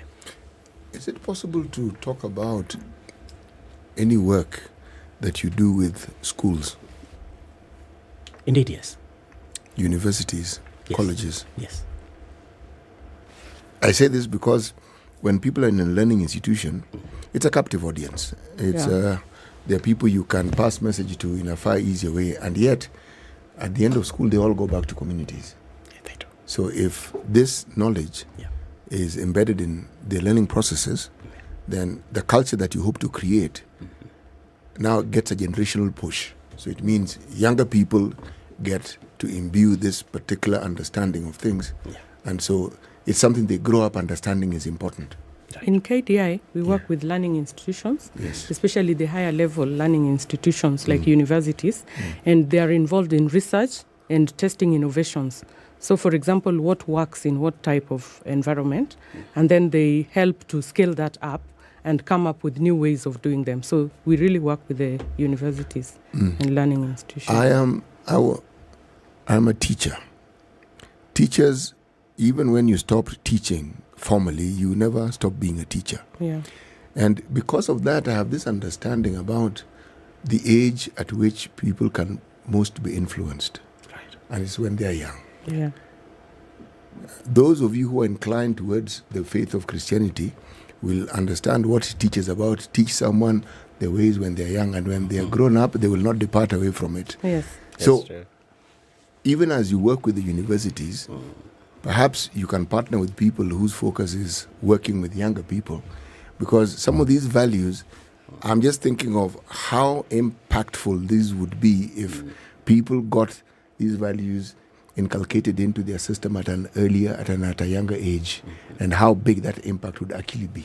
For us, we also have public learning spaces, which are in the informal settlement schools, and those schools also involve children in the whole process of designing a public space. So that is something that we currently do.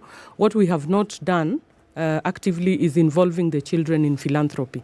So maybe that's an area that we need to learn. But we have involved them in our processes of developing the public spaces and identifying their priorities as children to participate in the public spaces. As Giving Tuesday movement, part of our involving the younger generation is through schools, what City has referred to as younger generations, primary schools and secondary schools. We are giving them opportunities to design things that they like to do. And so I refer to one of them around tree and tree growing. And they have been doing this at various levels, and various countries have different running programs.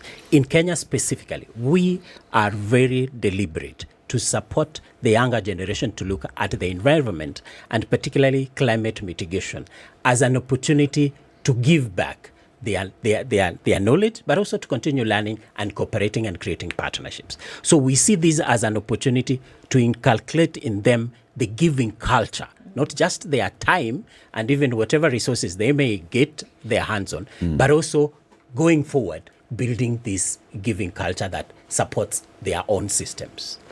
Clemencia, Yeah. as we conclude, remind us how people can support KDI, your M-Changa.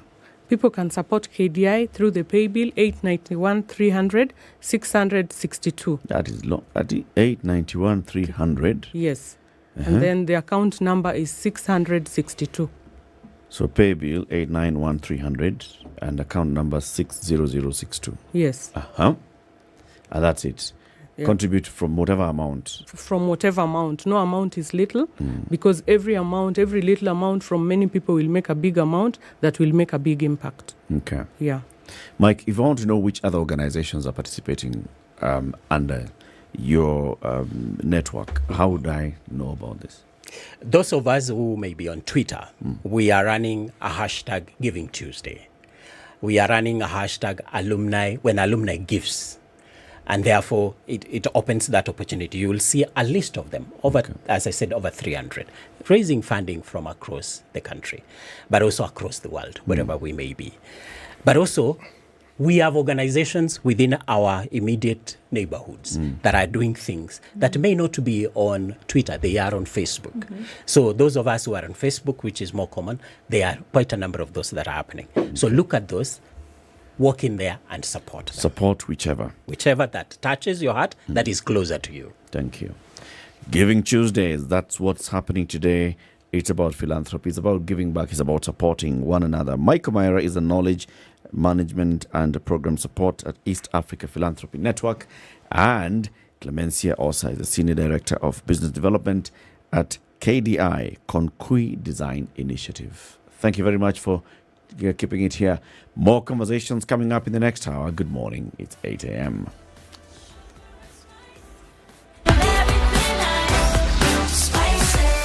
Spice up your life.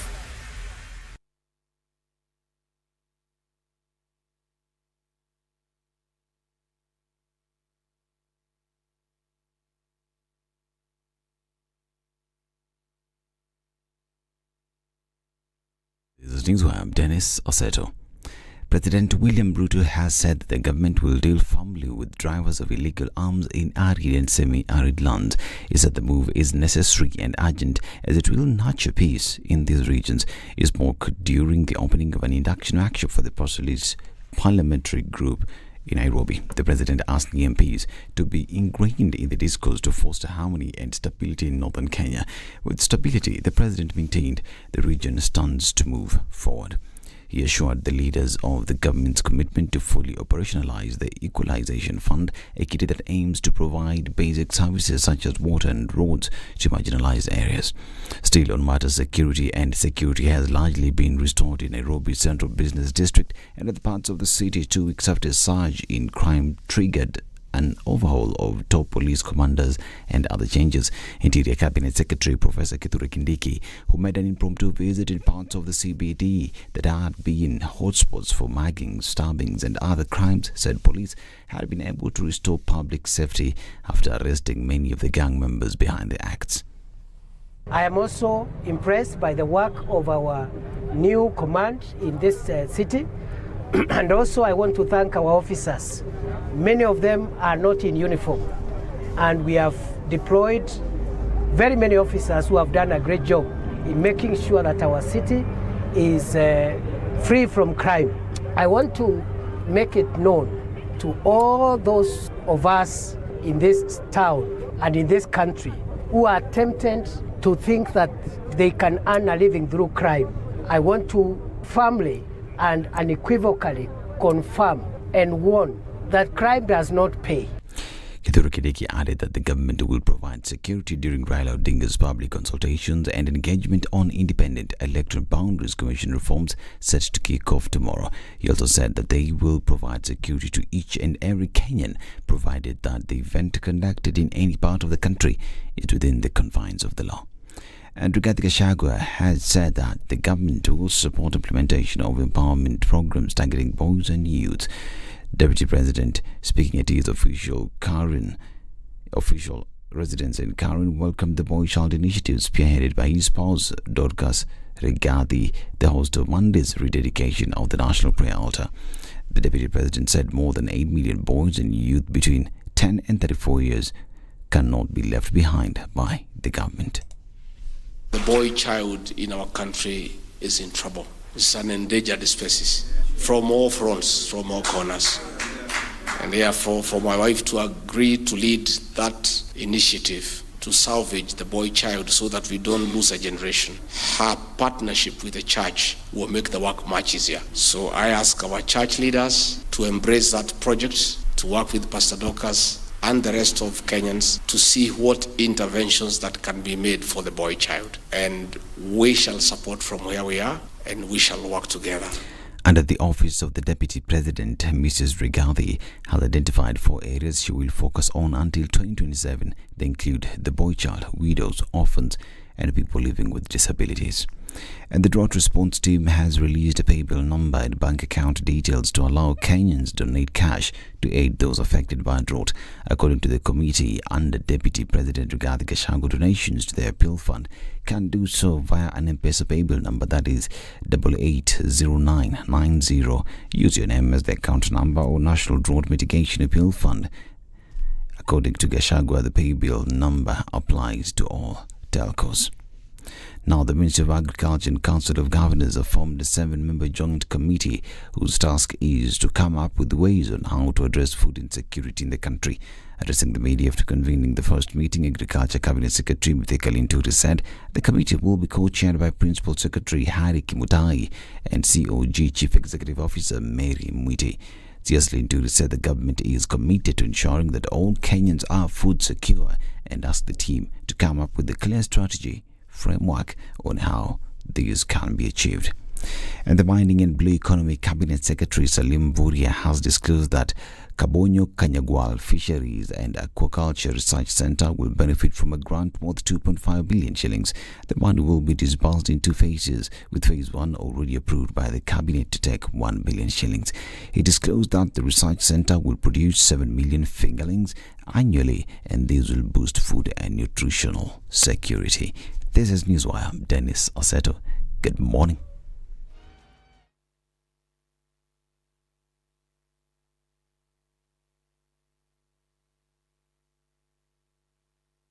Today's Newswire is powered by Samsung Galaxy Buds 2 Pro. Listen to crisp and clear sounds while on the go.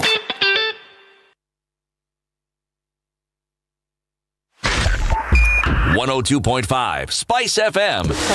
Kisumu. Morning in Nairobi, Jogo Road is heavy going out towards Landis, which has built up quite significantly as you try to approach Kamkunji. Lunga Lunga is also pretty busy. We don't have a spillover. Well, yes, we do. Spillover onto Likoni and it's touching on the southern bypass. Langata Road is bumper to bumper, heading out towards Aerodrome, out towards Huru Highway. And then what is this? Rilo Dingaway is bumper to bumper through to Ngong Road.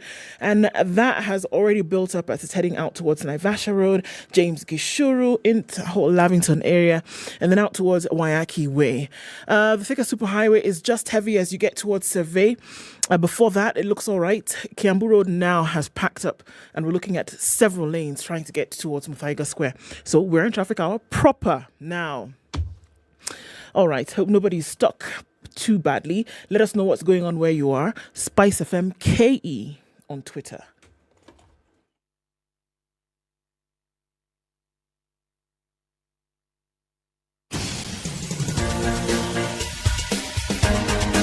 This is The Situation Room, the home of hard-hitting political commentary and penetrating insights about the state of the nation. This is a talk radio experience like no other. The Situation Room, a place for hard truths, debates, and elevated conversations. The Situation Room, witty, political, engaging, deep, controversial. In the room, we have C.T. Muga, researcher, academic, seasoned political observer, a fountain of wisdom in these politically uncertain times. Ndu Oko, Nigerian by birth, Kenyan by choice, communications expert, Pan-Africanist, a truth seeker and believer in people power, and Eric Latif, agent provocateur, the man in the chair, seasoned journalist, news hound, a man who believes in punching up, not down.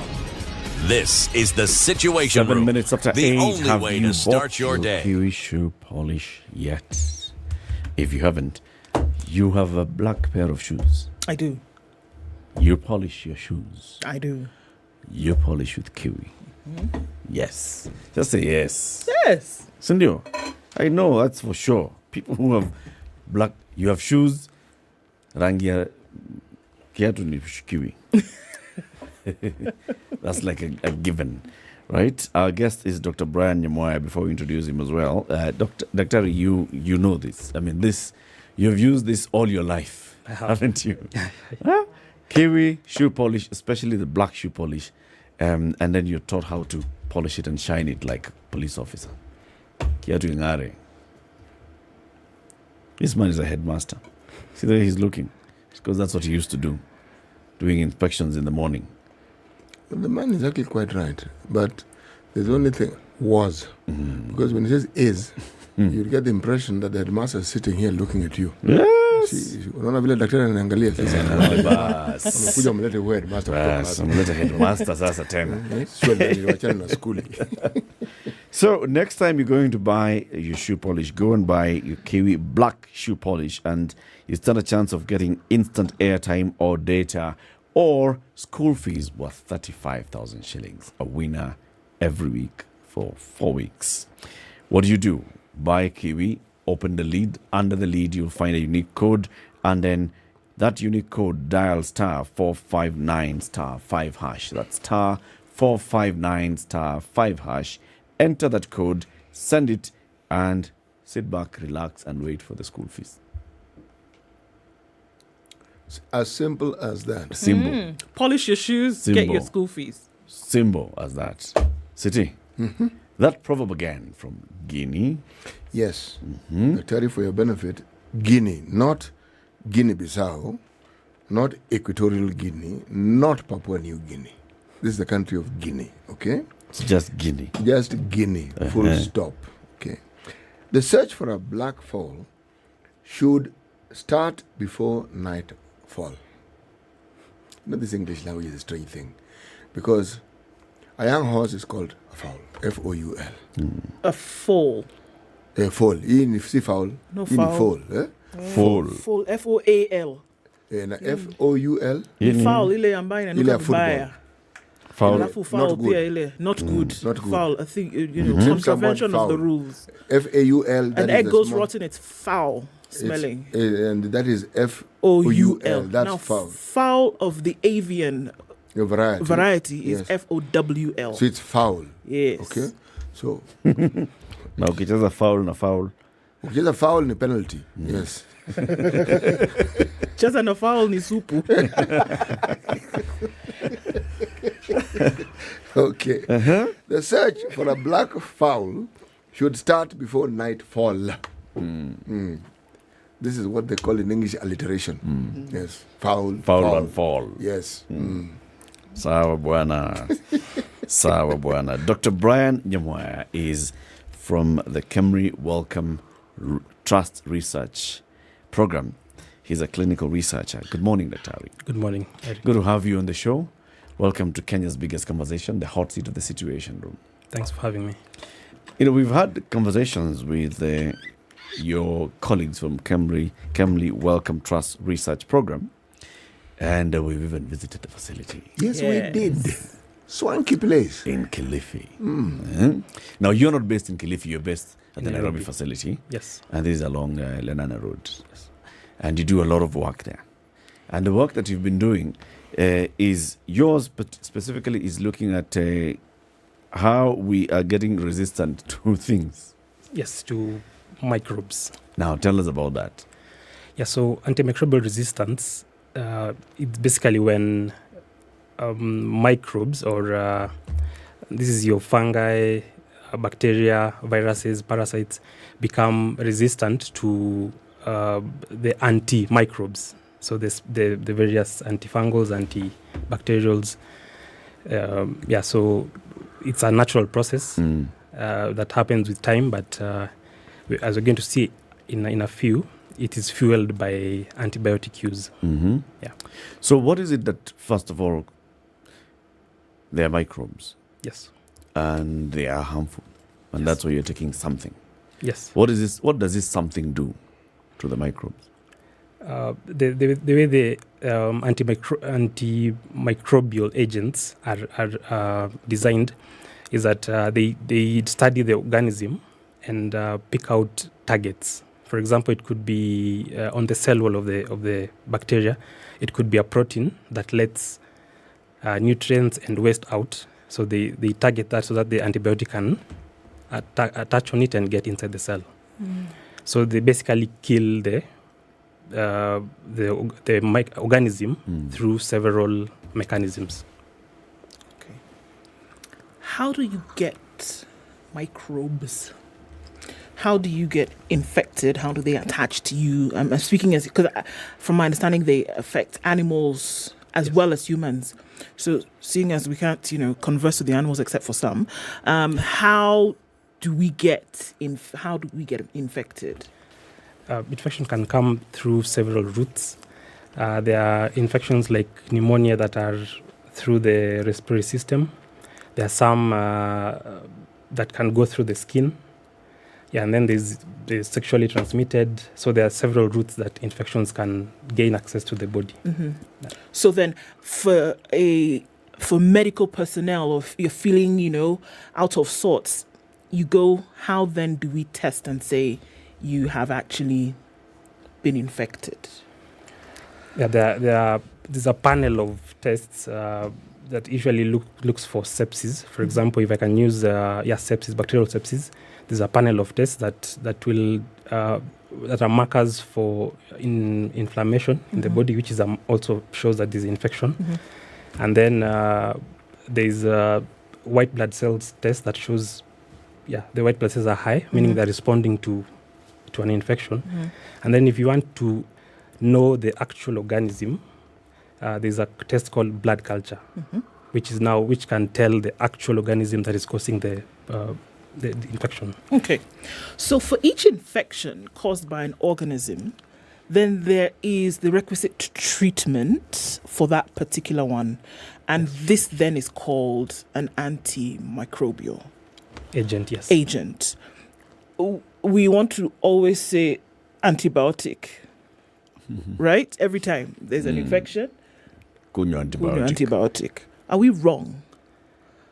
Well, in a way, depending on what is causing the infection. Okay. If it's a bacterial agent, organism rather, then it's an antibiotic. Okay. If it's a virus, like the flu, flu can be caused by bacteria, but if it's a viral flu, then you ideally you'd take antivirals. Although, that's usually not really indicated. Yeah.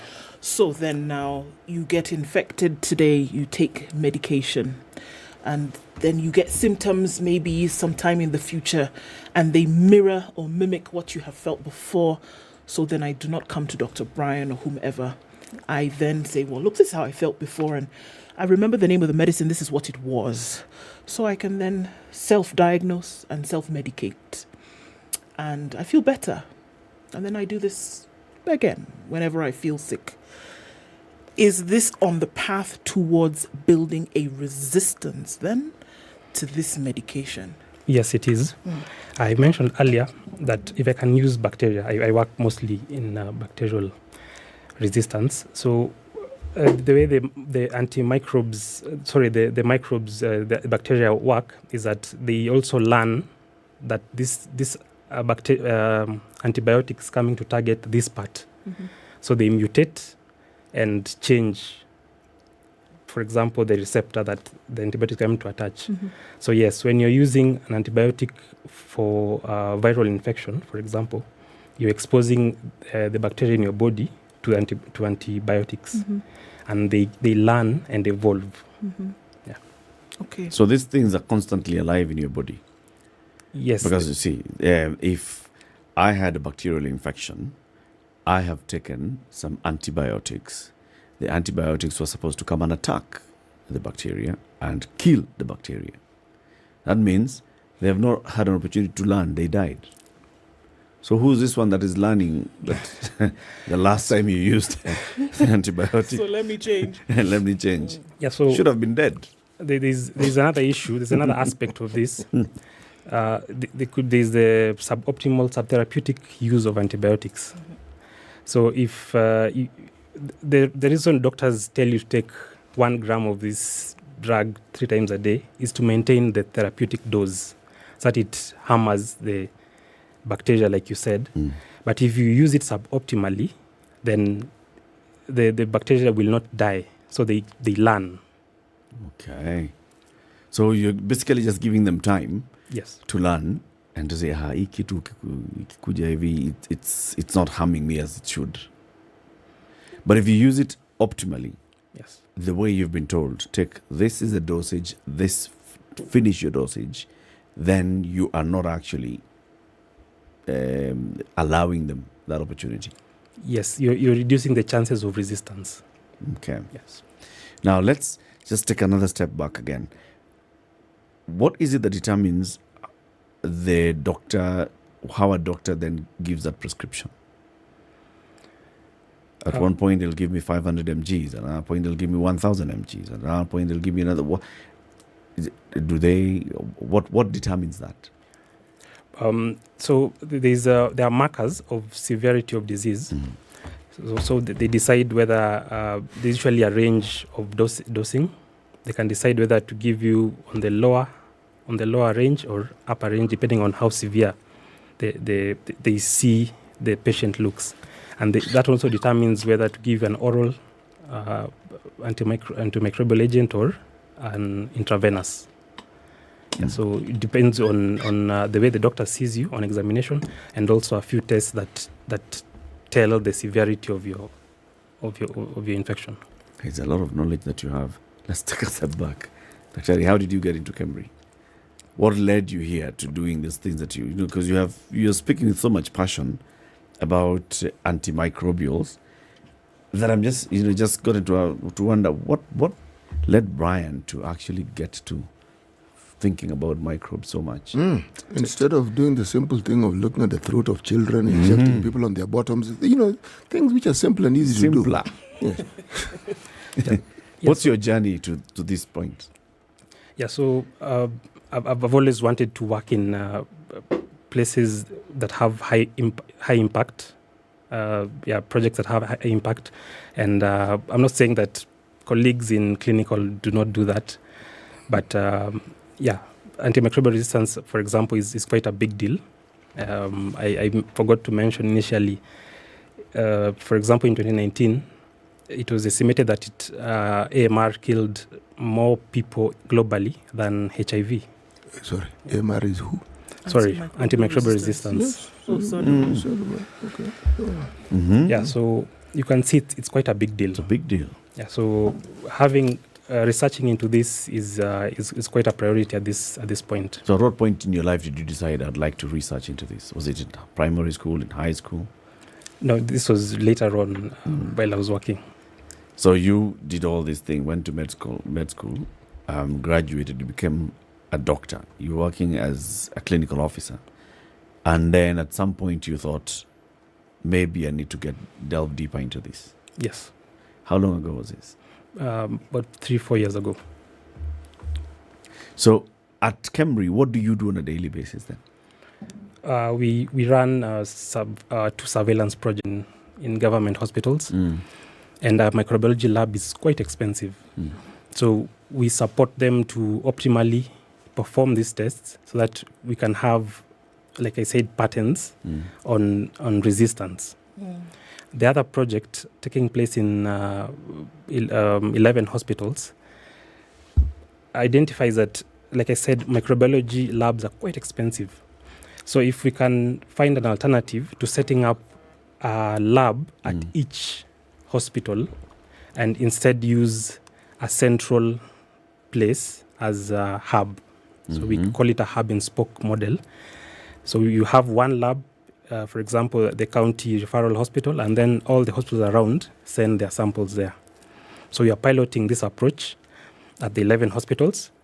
And basically we collect the sample and transport them to a Cambry lab for now. And if it's found to be feasible, then other hospitals will take it up.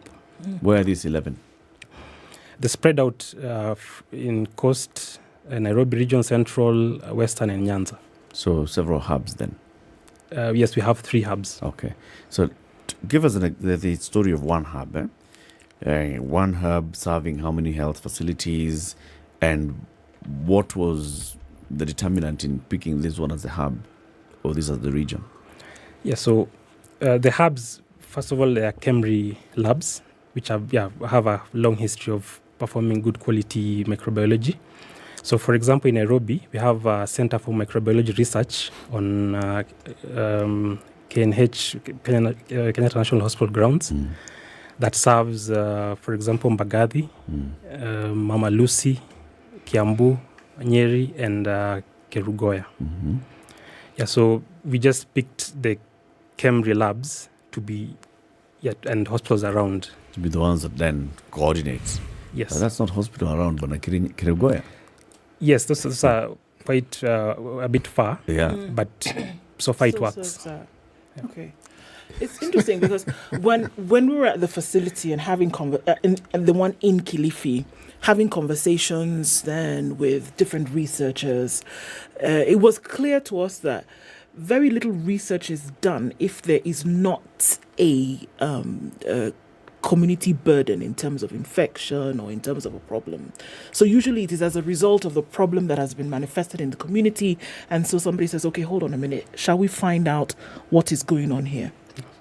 Now, in relation to AMR, antimicrobial resistance, what is the burden on communities in Kenya today? I mean, I may not have a specific number, but clearly it's significant enough for some kind of research to be done.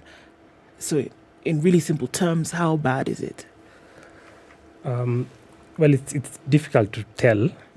The report that I mentioned earlier that showed antimicrobial resistance has claimed more lives than HIV showed that the burden was worse in low middle income countries. But the data was also lacking. The data that was used to make these estimates was quite small. So to know the burden, we have to set up surveillance first. Okay. Yeah. Okay. So once we have the surveillance running, then we can report objectively that this is some people say maybe it's not even a big deal after all. Yeah. But we need to know. Okay. Yeah. So I mean, I know that researchers are also very then protective over their research and in terms of, how far you've gone. But what have you seen so far? And in in the process, and how far have you gone now in the surveillance? And have you seen anything that is maybe alarming or, that then backs up this report that you've already seen, even before you come to conclusive findings? The WHO, World Health Organization, identified some priority pathogens that have the highest potential for resistance and the highest burden once the resistance has set in. And we are seeing these bugs as in our day-to-day cultures, and they're also setting up some resistance. So it's not at in developed countries level where most of this data came from. We're also seeing it in Kenya. I may not speak to exact numbers, but we are seeing it's mirroring what has been reported by the World Health Organization. Yeah. Now, this surveillance requires a lot. So you require the samples. Yes. So somebody has gone to a health facility. They present with something. Some tests needs to be done. They've gone to Kerogoya. Then the sample is taken and brought to the Center for Microbiology Research. It's called CMR. At KNH, right? Where C.T. Muga worked for a number of years. And then the tests are done at this lab. The results are taken back. How long does this take? And what's happening with the patient in the meantime? So cultures take 3 to 5 days. Normally, if there's an organism in blood, then it will flag positive in about 48 to 72 hours. So in the meantime, the clinicians will treat using empirical medication, which is that have been shown to work against these organisms before. And then when the results come, we relay them electronically to the clinicians so that they can, if there's change to be made, then they make the changes. Yes.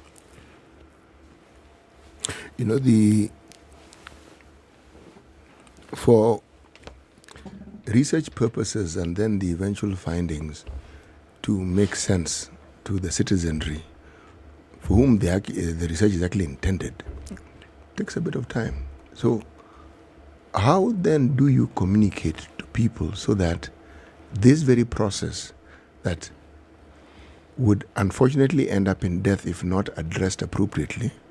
I'm now thinking of the preventative aspect of this. How do you go about communicating this? How do you get people to understand what they need to do in order not to get into a position where they are likely to endanger their own lives?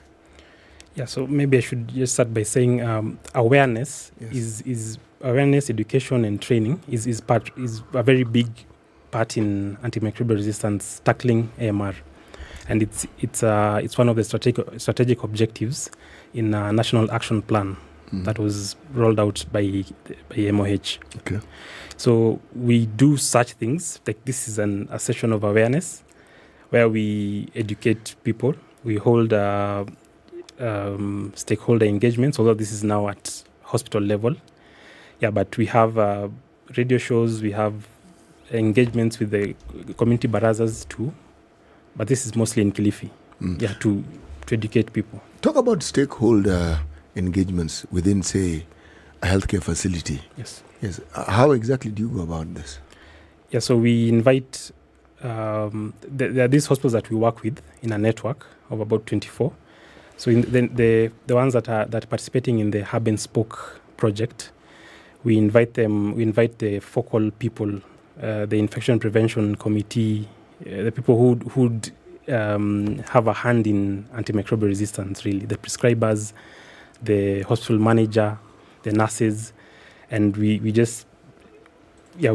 tell them what the burden and what we are doing and the way forward. Okay. Let's take a break. It's 8:30. Our guest this morning is Dr. Brian Nyamwaya. He's a clinical researcher at Kemri Wellcome Trust research program. They are doing some research on bacterial antimicrobial resistance, and he's here to tell us more about it, to create awareness and what we need to know about it and what the work that they're doing at Kemri Wellcome Trust. Daktari, you've heard of Two Rivers. Yes. You know Two Rivers. You've been to Two Rivers Mall. You've seen the development. Apart from the mall itself, there are residential apartments that have been put up there. Yes. Santam Real Estate is selling those as well, and you can purchase them. Now imagine you're there, there's a centralized water treatment facility. They have their own power substation there. They have backup power, so 24-hour power available. Margin is safi. And if you'd like to walk around, you can walk around 4.5 kilometer track where you can walk, jog, cycle. You can, of course, take children to play just nearby there. And it's easy if you want to live there. If you don't want to live there, you just want to buy it as an investment, Santam Real Estate can also offer the management services for you. They get a tenant for you. They take them through the entire tenancy and management, and they just give you the income out of it. It's a good investment, isn't it? It is. But also a good place to live, isn't it? Yes. If you would like to know how much how houses are going for, or more details about it, you can text the word Two Rivers to 22365. That's to 22365. Get more details.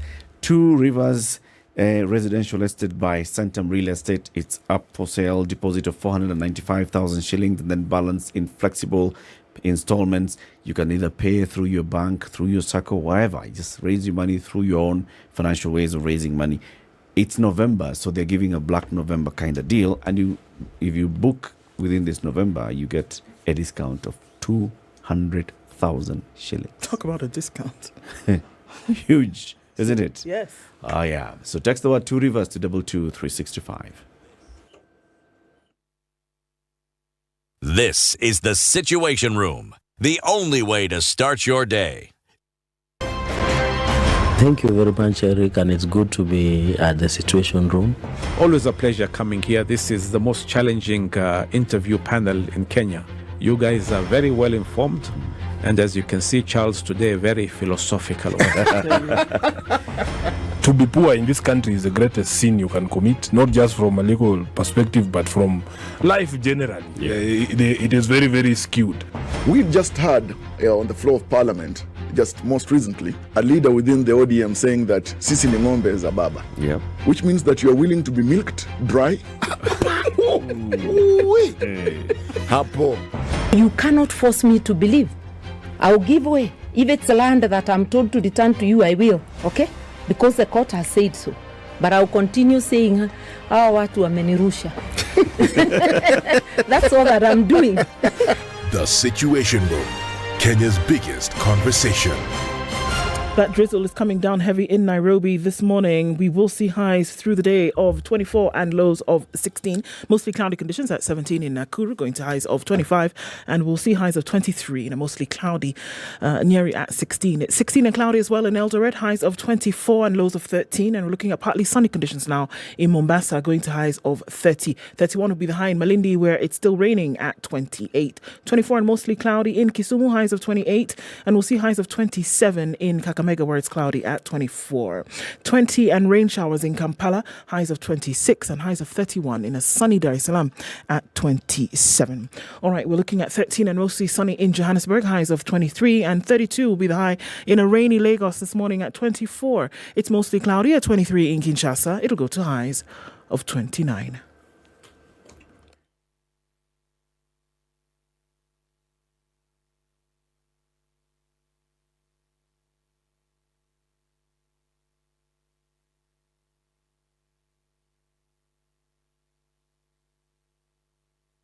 Continues in most parts of the city this morning. Things have slowed down considerably because of the rain. It's heavy on Langata Road going out towards Uhuru Highway and then on to Haile Selassie. Also on Rilo Dingo Way, traffic is moving slowly up that drift out and touching on Gong Road, which is bumper to bumper and one more bumper as you head towards the city mortuary roundabout. All right, and then into the city coming out of Westlands is also quite heavy as well. Those not using the expressway still have some traffic even at those expressway exits right around Westlands. Surveys where the traffic is heavy coming off of Thika Superhighway and then in through towards Muthaiga Square, where you'll also have traffic that's coming off of Kiambu Road. And then Limuru Road, I'm sorry, I don't know. It's just traffic, right? Right. We're in the middle of it, guys. Let's see what happens in a short while. Slippery roads, so please be careful. And then let's talk SpiceFM. KE on Twitter.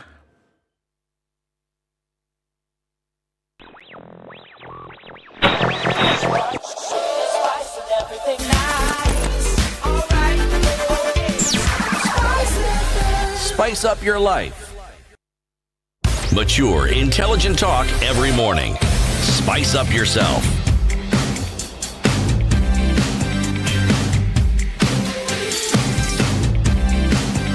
Mornings done right. 94.4 Spice FM. 3 minutes to 9. The conversation continues. Bacterial antimicrobial resistance. Dr. Brian Nyamwaya is a clinical researcher at Camry Wellcome Trust Research Program. City. Yes, please. So you have 17 questions. It's actually one. Okay. You see, the preventative aspect of healthcare is something that is talked about, and it's a conversation that will never really come to an end. But one can't help thinking of how do you get this message across more effectively? How do you prevent people from actually being in a position where their lives are compromised, their health is compromised?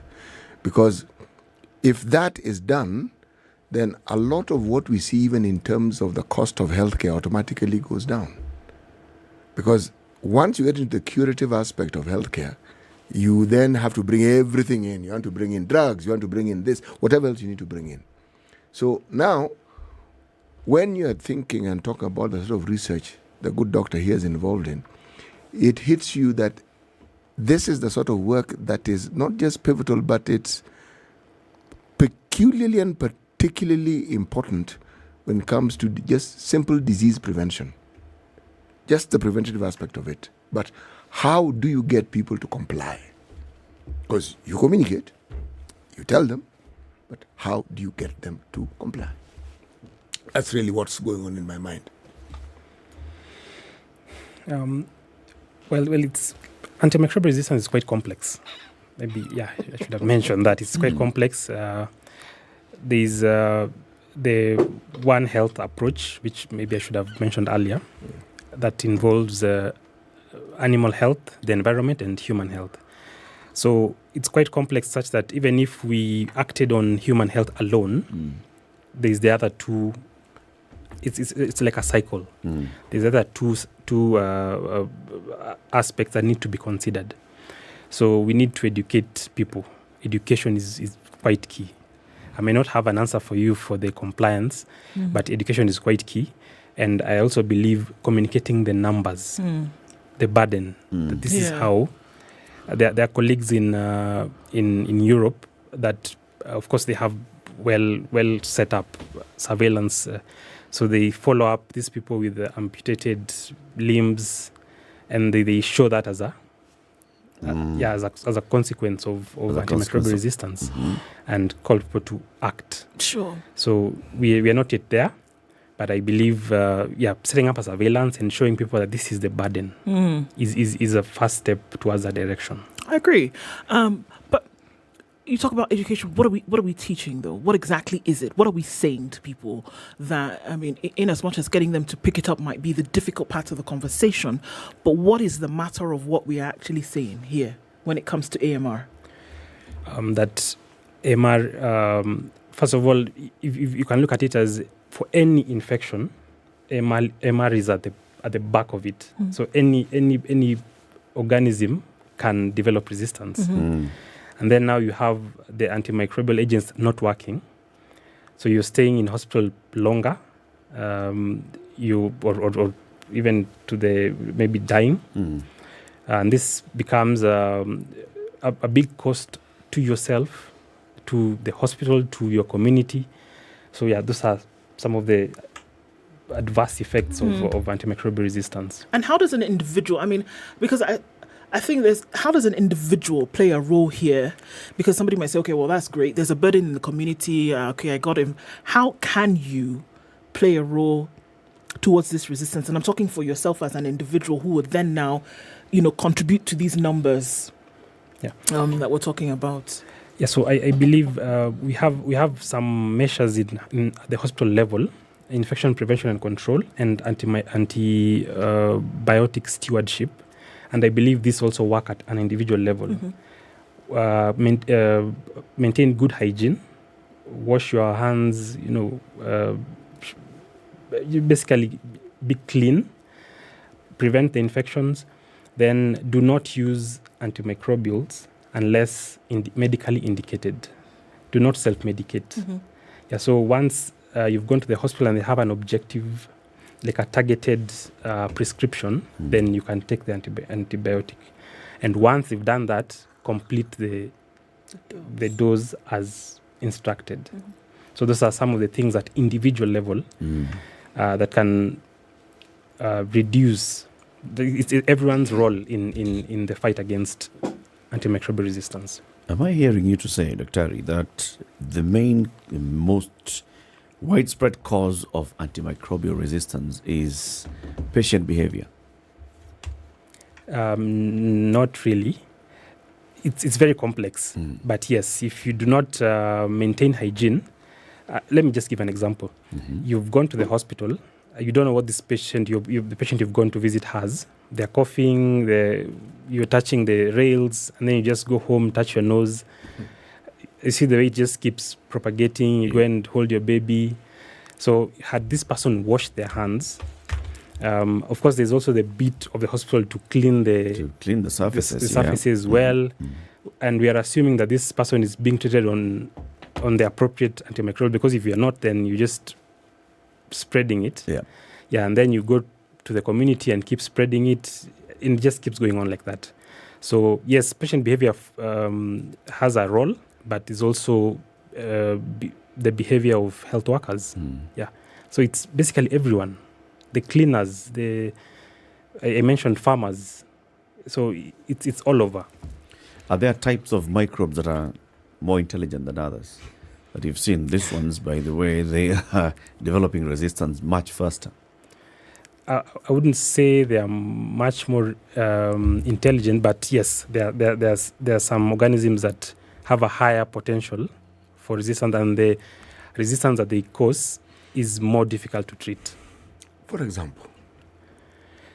We have the methicillin-resistant Staphylococcus aureus. I don't know. It even has a name to match. Casorius. Yes. Yeah, what is it about this that makes it what it is?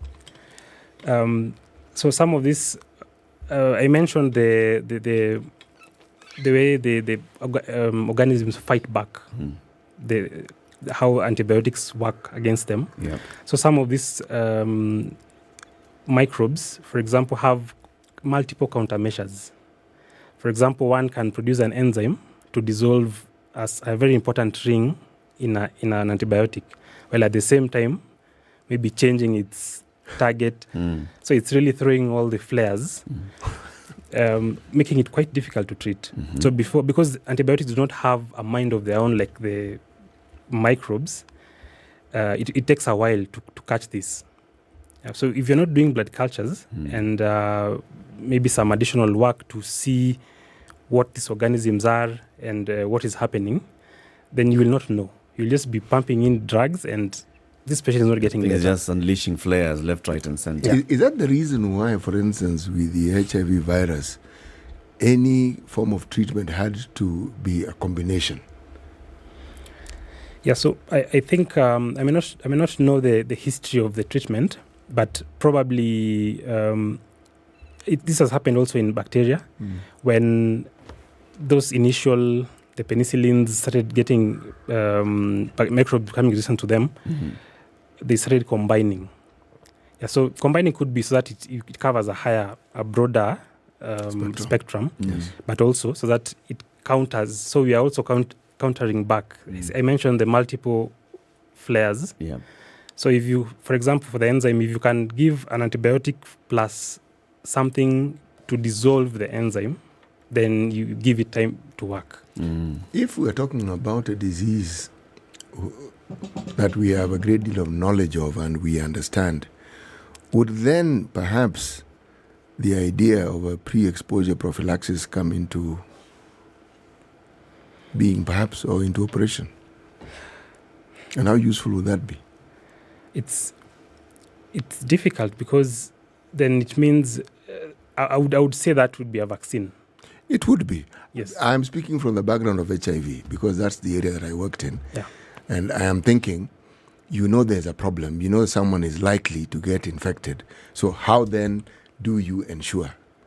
You see, like when you're talking about surfaces within a hospital, you see, people go to hospital because they are unwell. And they go with the diseases that have taken them to the hospital. And people visit them because they are their kin. Precisely. Yeah. And so there's a likelihood that the very thing, and it's not just you alone, all manner of people and all manner of illnesses congregate in this place called a hospital. So all those diseases is like a circle. They've just come to meet in this particular place where you're trying to get rid of them. So some of them get left behind. Now, the preventative aspect is what we're saying. The word combination, where the people who work, the healthcare givers, and the people who work there, the support staff, ensure that the environment is as sanitized as possible. But it's never really 100% proof. Yes. So now, that's where the story of vaccines then begin to come into play. Yep. That's what I'm saying. Yeah, so vaccines will reduce the burden of infection so that you're less likely to be admitted or to get a severe infection, which then means then you're less likely to be prescribed an antibiotic. And that way it lowers the chances of AMR spreading. So yes, you're right. Vaccines would play a big role in fighting antimicrobial resistance. Now, do you think, let me just throw this one in here, that at the point of developing the antibiotic, the pharmaceutical company maybe has not done sufficient research into establishing how this microbe behaves, and maybe given a time to understand how it's behaving, the kind of flares it's likely to release, and then this drug goes into the market, and it's very easy for the particular microbe to start reacting. So maybe let me just start by saying that there has not been a new antibiotic for the past probably 30 years. It's called the antibiotic discovery void. And so I think the antibiotics that they discovered then were right for that time. At that moment, they were good. So we've given microbes a whole 30 years to catch up, and we're not throwing in something else that can counter.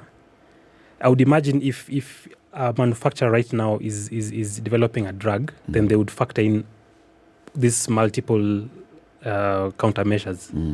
But yeah, we have that problem where there hasn't been.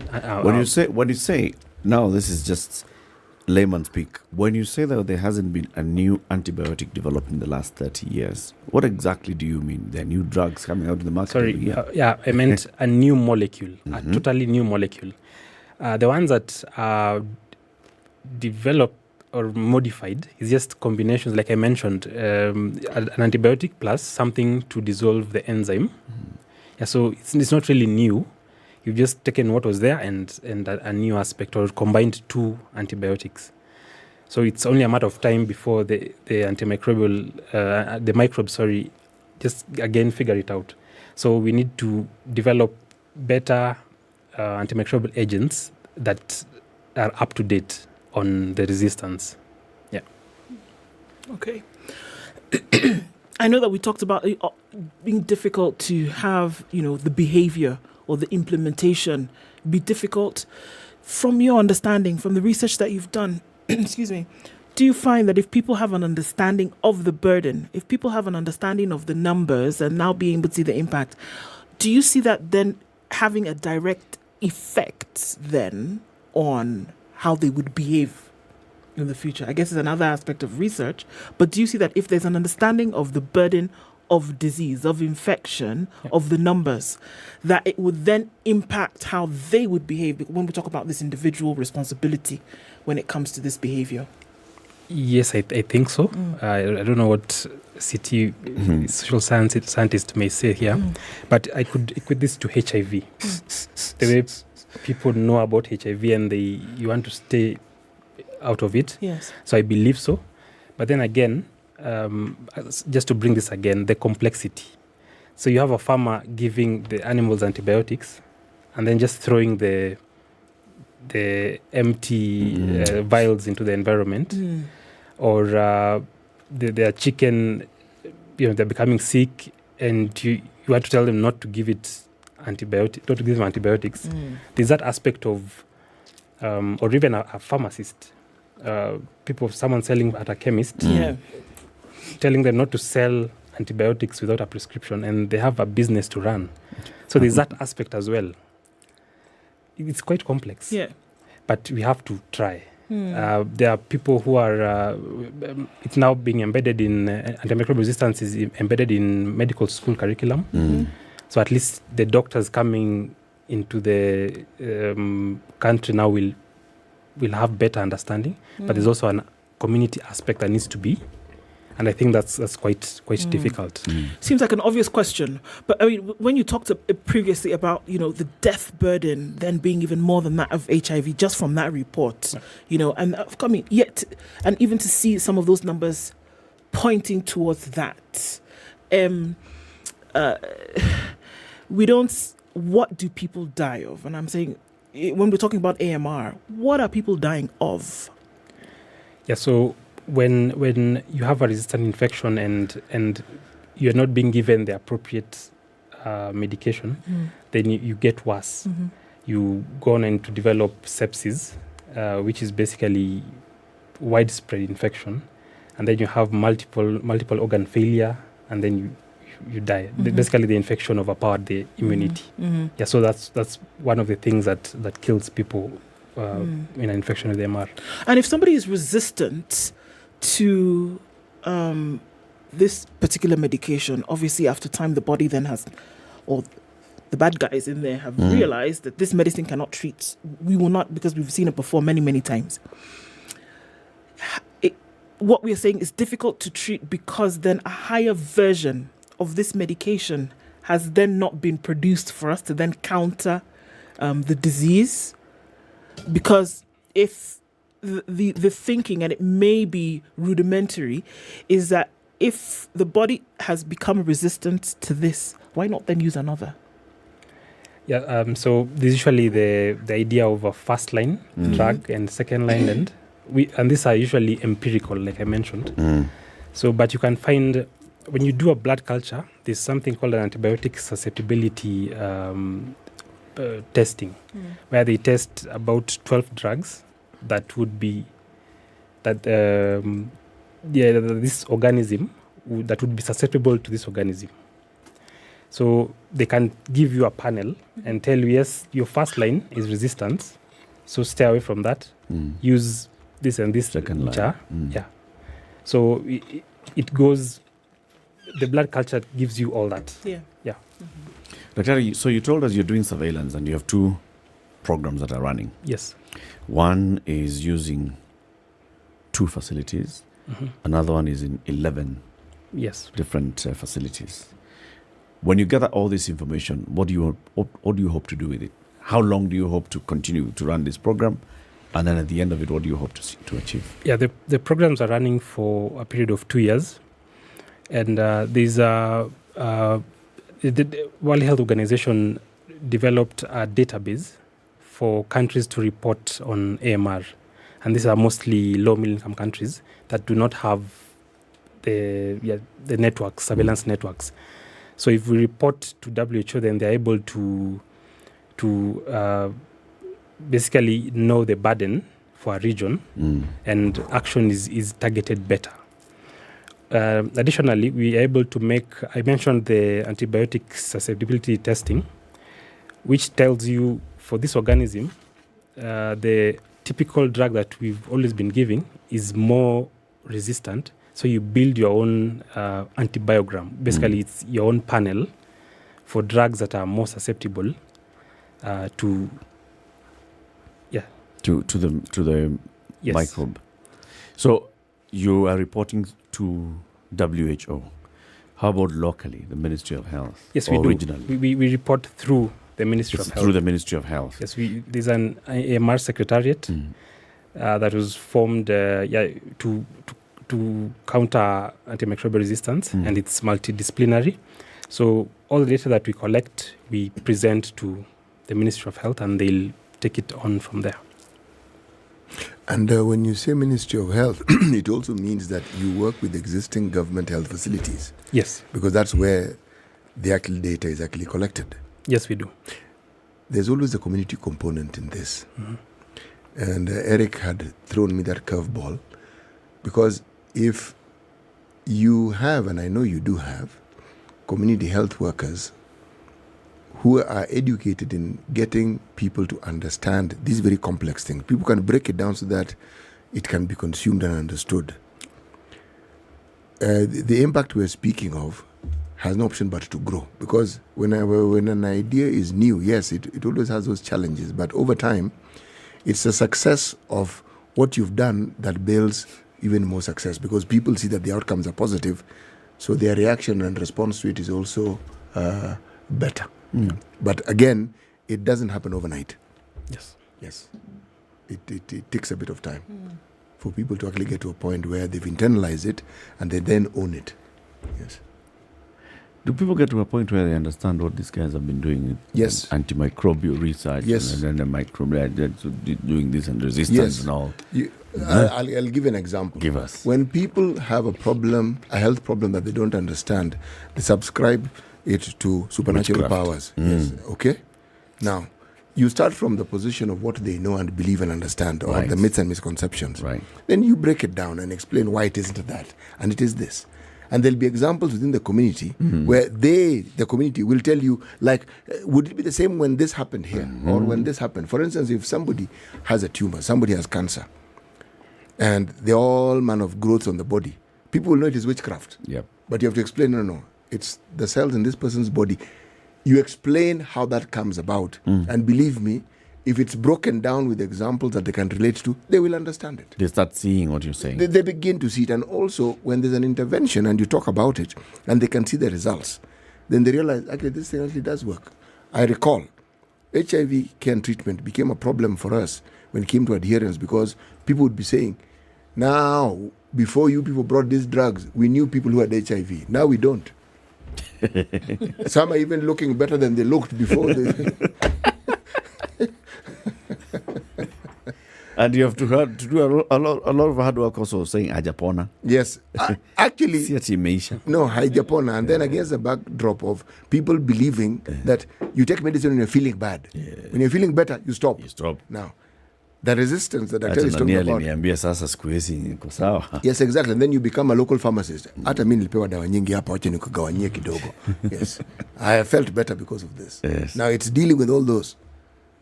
A lot of work that you people do, and thank you very much for the work that you do. Thank you for coming to share your experience and knowledge with us. Thank you for having Dr. Brian Nyamwaya is a clinical researcher at the Kemri Wellcome Trust Research Program. We've been talking about antimicrobial resistance, and I hope that we now know a bit better. Good morning, 9 a.m. More coming up in the next hour. Sugar and spice. Spice up your life.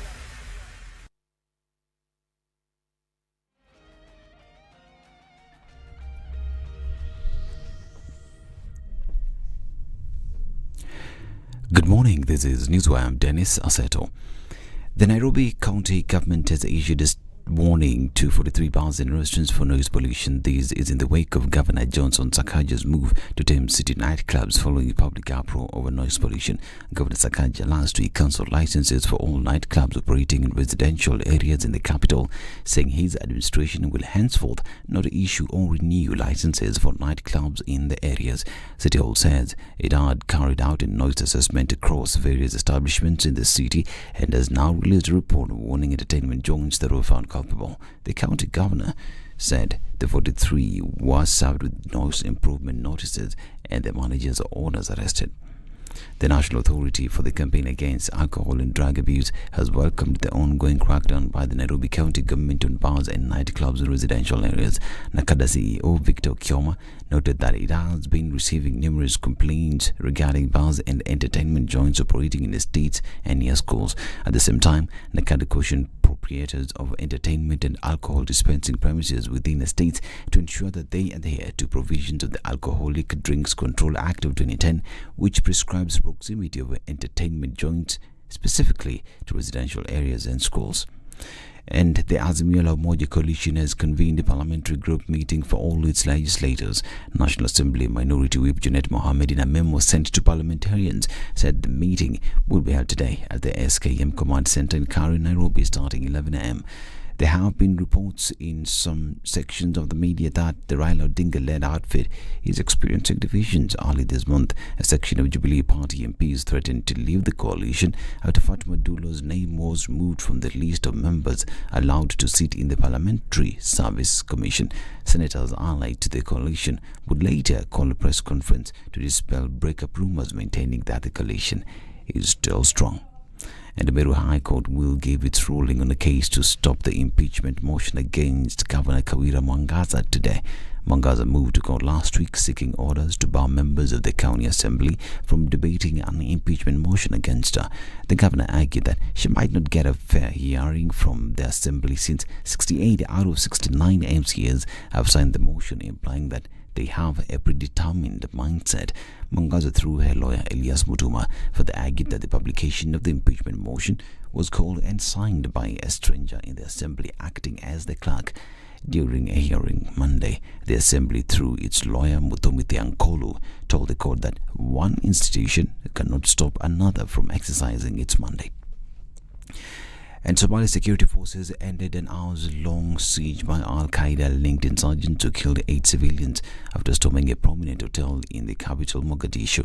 Al-Shabaab militants attacked the Villa Rose, a hotel popular with politicians and government officials, in a hail of bullets and explosions. Around 21 hours later, National Police spokesperson Sadiq Dudishe said that the clearance operation in the Villa Rose hotel had ended. The jihadists killed 8 civilians who stayed in the hotel, and the security forces succeeded in rescuing about 60 civilians. No one among the civilians was wounded. One member of the security forces also died in the attack. And Elon Musk has accused Apple of threatening to block Twitter from its App Store without saying why, in a series of tweets that also said the iPhone maker had stopped advertising on the social media platform. The billionaire CEO of Twitter and Tesla said Apple was pressuring Twitter over content moderation demands. The action, unconfirmed by Apple, would not be unusual, as the company has routinely enforced its rules and previously removed apps such as Gab and Parler. Parler, which is popular with US conservatives, was restored by Apple in 2021 after the app updated its content and moderation practices. And World Football Governing Body FIFA has lifted suspension it imposed on Kenya in February. In a letter addressed to Football Kenya Federation Secretary General Barry Otieno, FIFA Secretary General Fatma Samora said the World Football Governing Body arrived at the decision to lift the suspension following the reinstatement into office of the FKF Executive Committee. Sports CS Ababu Namamba moved with speed to reinstate the executive committee soon after his taking over from the predecessor Amina Mohammed, who had kicked them out of office in November 2021. And Brazil joined France in the World Cup knockout round in a dramatic day of action in Qatar as Cristiano Ronaldo seeks to lead Portugal into the last 16.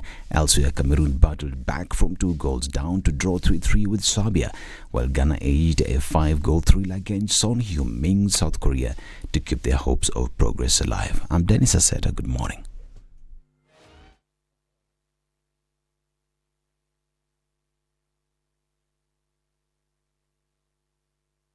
Today's Newswire is powered by Samsung Galaxy Buds 2 Pro. Listen to crisp and clear sounds while on the go. 94.4 Spice FM. All right, so we're looking at traffic. It's still heavy coming off of Thika Superhighway, but it's inching closer and closer to the city.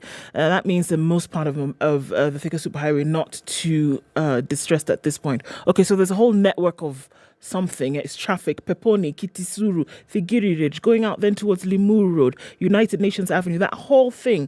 If you're getting in there from Sarit Center, Lower Kabete, Spring Valley, you're going to get stuck in that. If you're coming out this other direction and you're looking at James Gishuru, it's also quite packed. Ring Road Westerns has joined all of this. Westerns, really, really busy. When it rains, it traffics. All right, so also looking at traffic that's coming into the CBD, and that's coming off of Jogo Road. Juja Road started getting heavy a while ago. And also seeing Outer Ring being crisscrossed by Manyanja, Kangundo, Landis. My goodness. Let's not talk about that. It's just packed. Don't go there if you don't need to. SpiceFM KE on Twitter. Let's look at what happens in about half hour. The rain is still coming down in some parts, so it's going to slow things down. Please be careful. SpiceFM KE Twitter.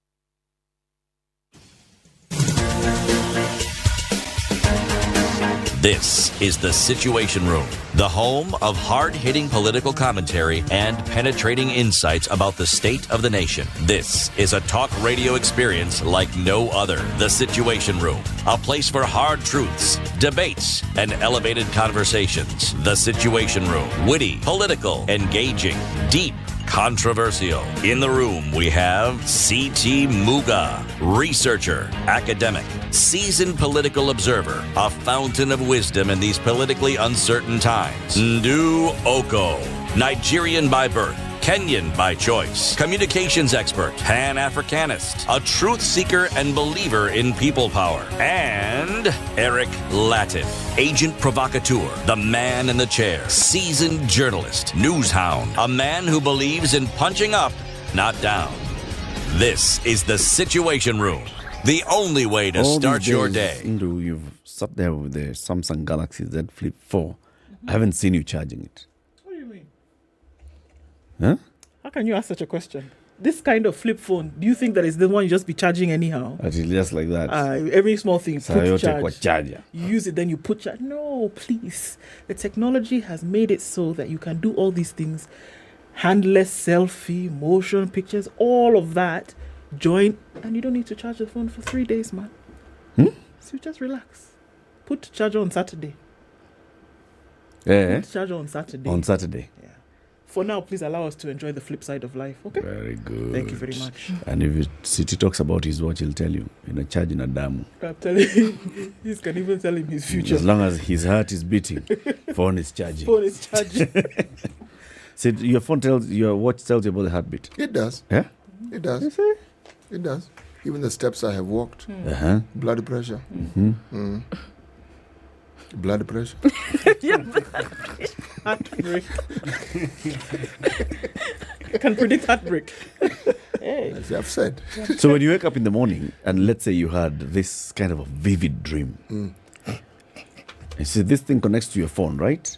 Does it also then show you a graph like in the middle of the at 3 a.m.?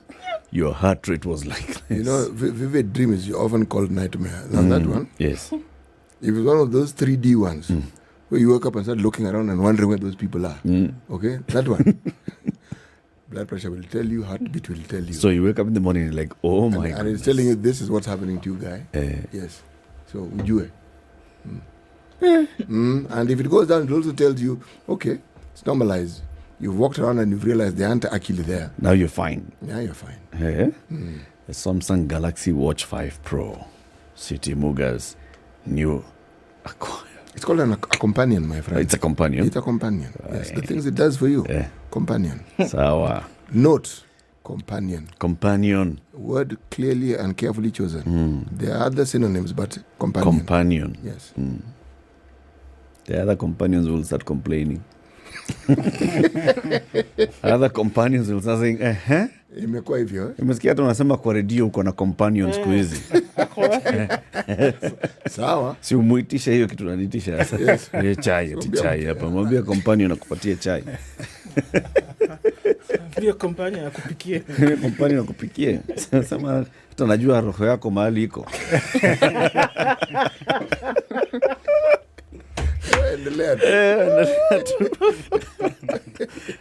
City, give us a proverb. Right. Our proverb is from the country of Guinea. Let me just mention to our guests, we are not talking about Guinea-Bissau, different country. It neighbors Guinea. We're not talking about Equatorial Guinea. And we're talking about Papua New Guinea. This is Guinea. This is the proverb. The search for a black fowl should start before nightfall. The search for a black fowl should start before nightfall. Yes. Kuku mweusi ama jimbi jeusi, you don't look for it at night. They are all black at night. Yeah, like the night.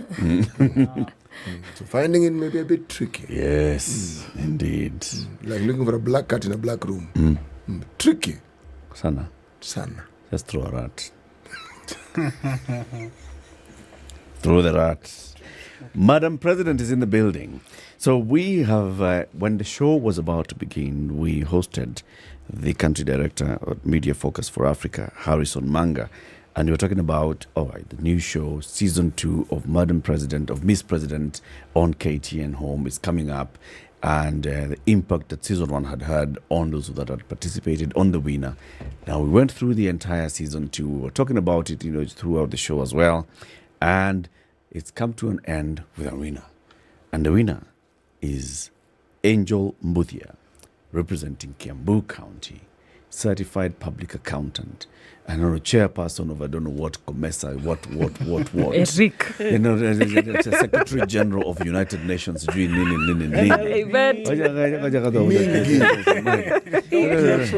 PhD. Human beings going to Mars, blah, blah, blah, coordinator. All of them. She's here. Yes. Angel, good morning. Good morning, Eric. Good to have you on the show. Good to see you again since the presidential debate. Yes. Oh, yeah. That was you. Oh, come on.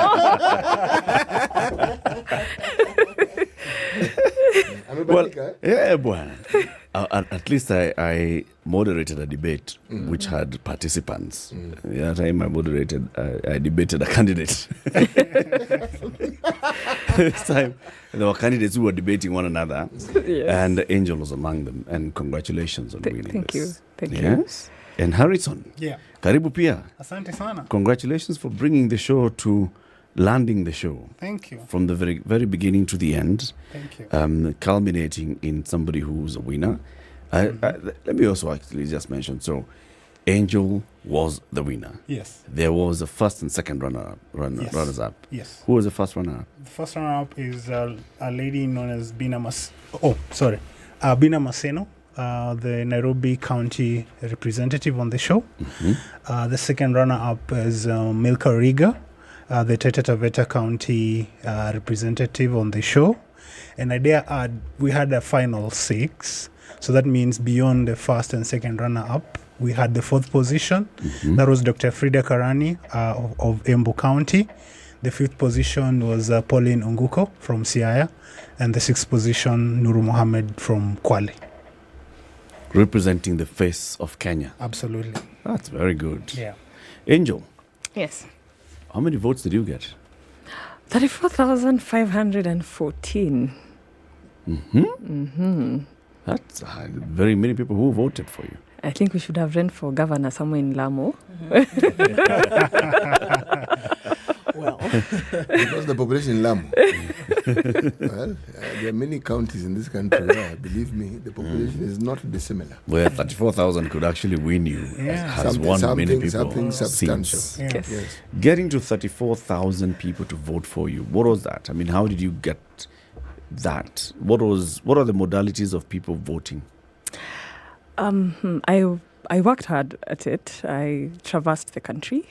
However, I can't deny that I was also surprised. I was awed that all this work we've been doing since as a student leader at the University of Nairobi as a vice chair, culminating to winner of Miss President Season 2, is a journey that people have been following, is a journey that young people embraced totally.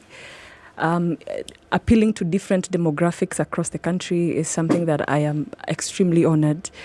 They didn't look at me as a Kikuyu that I am. They looked at me as a youth leader, a leader who has been championing national issues, youth issues, student issues, because I drew a lot of support from different backgrounds, different tribes, and that really beat a moral fabric that we see for national politics. It's a situation I would want to see for the country moving forward when we're electing leaders, that we look beyond their tribes and where they come from, but their track record and what they are about, and electing them on the basis of that. I was really humbled by that. I appreciate the support I got from universities in Kenya, national universities in Kenya, colleges in Kenya. I appreciate the support I got from young people in Kenya, from women in Kenya, young girls that we've even walked this journey together. And showing that the power of social media as well really added a lot of value to that 34,000 votes. And seeing that was a journey that they have been following based on my socials is something that I'm quite encouraged. I did not see it as I had really imagined it. I thought social media is just about 5%. And we've seen leaders campaigning online and not getting much, not truncating into votes. But as much as I downplayed that social media aspect and also magnified kazi kwa ground, social media really, really influenced a lot of the ideologies, and even knowing that Angel Mbuthia is on the race to becoming Miss President Season 2. So what does this all mean? And I think that's where a lot of folks are asking questions. Mm-hmm. I mean, we in the run-up to all of this, we had a conversation about it and said, what is it then having a woman in this position shadowing what, president would do? But now that you've won, what does it mean? And then what does that all translate into? I look at Miss President as a representation of the brilliant women we have in this country. At the beginning of the show, Eric mentioned about the so many platforms I'm involved in, and that goes to show a lot about how women have to work 3 times, 4 times harder to get noticed, to get on the limelight, to get recognized as a person who has really merited their way up. That is something that, regardless of where I come from, I will still battle. And Miss President comes to showcase those women on national television to show the country that we have more women in this country who are doing amazing things. They are brilliant. They have accolades. They have papers. They have experience. And they want to run this country. Can we give them a chance? Yes. Who is Angel? I mean, let's take us through this journey from that moment when you decided you want to be class prefect to the moment you decided you want to be Miss President. Eric, actually, you wouldn't be asking that question if you knew what I wanted to become. I wanted to take your job. That too is available. I wanted to be a news anchor. And as a little girl, you're exposed to a lot of television. And so what I picked from my television is the Catherine Kasavulis and the Esther Arungas, Lillian Muli, those times. And I would think I would want to be a woman like them. They are brilliant, articulate. They're always on the screen. They must be making good money. I want to be like them. They were a role model to me. So I kept on pushing myself, even in my languages in school, to make them better so that I would become a better communicator in future. So with that, I got to watch a lot of news because that is where they featured mostly. And then I got to see other things that affect the country in a different way. I got to see cabinet secretaries announcing KCP results because that affected me. And I was like, oh my goodness, there are other jobs that really affect Kenyans and impact Kenyans in a different way. So do I want to become a newsmaker or a news anchor? But moving on, we always have dreams as young girls. Moving on, I worked hard in high school because I wanted to go to the university, work hard, do a journalism course, get to join the media. Apparently, the Joint Admissions Board then does not allow you to just pick whatever you want. So I was invited to do my Bachelor of Arts at the University of Nairobi. And that is where my communication aspects and wanting to be mentored that way got students thinking, my goodness, Angel, you're so active in class. Don't you want to represent us as a class rep? Then when I became a class rep, I would be approached by student leaders who would be running for SONU. And they would want me to help them in class, mobilize votes. And then that's how I got that experience of I could represent students at a different level. I could communicate their issues. I mean, it's not a surprise because we've seen a lot of journalists get into politics and do very well. And I think for me, it came to a realization at that point. And communicating student issues at that level really gave me that experience of their issues to fight about that I think I should have more interest in, like education, advancing the quest for education in this country. I could see that if you do not have the opportunity to get to set foot in a classroom, then you are disadvantaged 10 times more than someone who has. So I think that has really molded me a lot and even shaped the journey I've taken all through into becoming a student leader, and not just in the University of Nairobi, but that moving on to the All Africa Students Union, where I served as the Gender and International Relations Secretary, working in Accra, Ghana, now representing student issues at a continental level. Now that opened a lot of doors for me globally and not even just nationally, but then now I get to interact with issues at a continental level, education issues, governance issues to do with IT advancement on the continent. And I would want to bring all that experience here at home because we have a country to build. Where? Hey, Harrison. We really cool happy in August. Is that what you're? I mean, putting this together, putting this whole program together, and bringing women from across the nation, is that what you would hope would reverberate through? Whether it was the minds of people or communities, when you say you want a representative who was going to come out and clamor for issues, is what she has said what you were thinking? I mean, it's for us. It's been an opportunity to show the nation that the pool is much wider. That we do have options in terms of the leadership question and the leadership challenge here in Kenya. And I know we've been used to, a certain category of leaders, particularly, women leaders. And Ms. President for us has been an opportunity to expand that pool, to show the nation that we actually have a much wider variety and choice when it comes to leadership.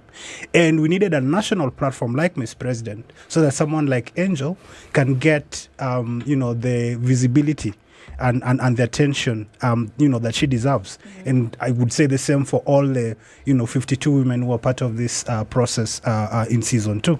So really that's it. It's supposed to help us see the abundance of possibility within this society, within this community in terms of leadership, and especially leadership, by women.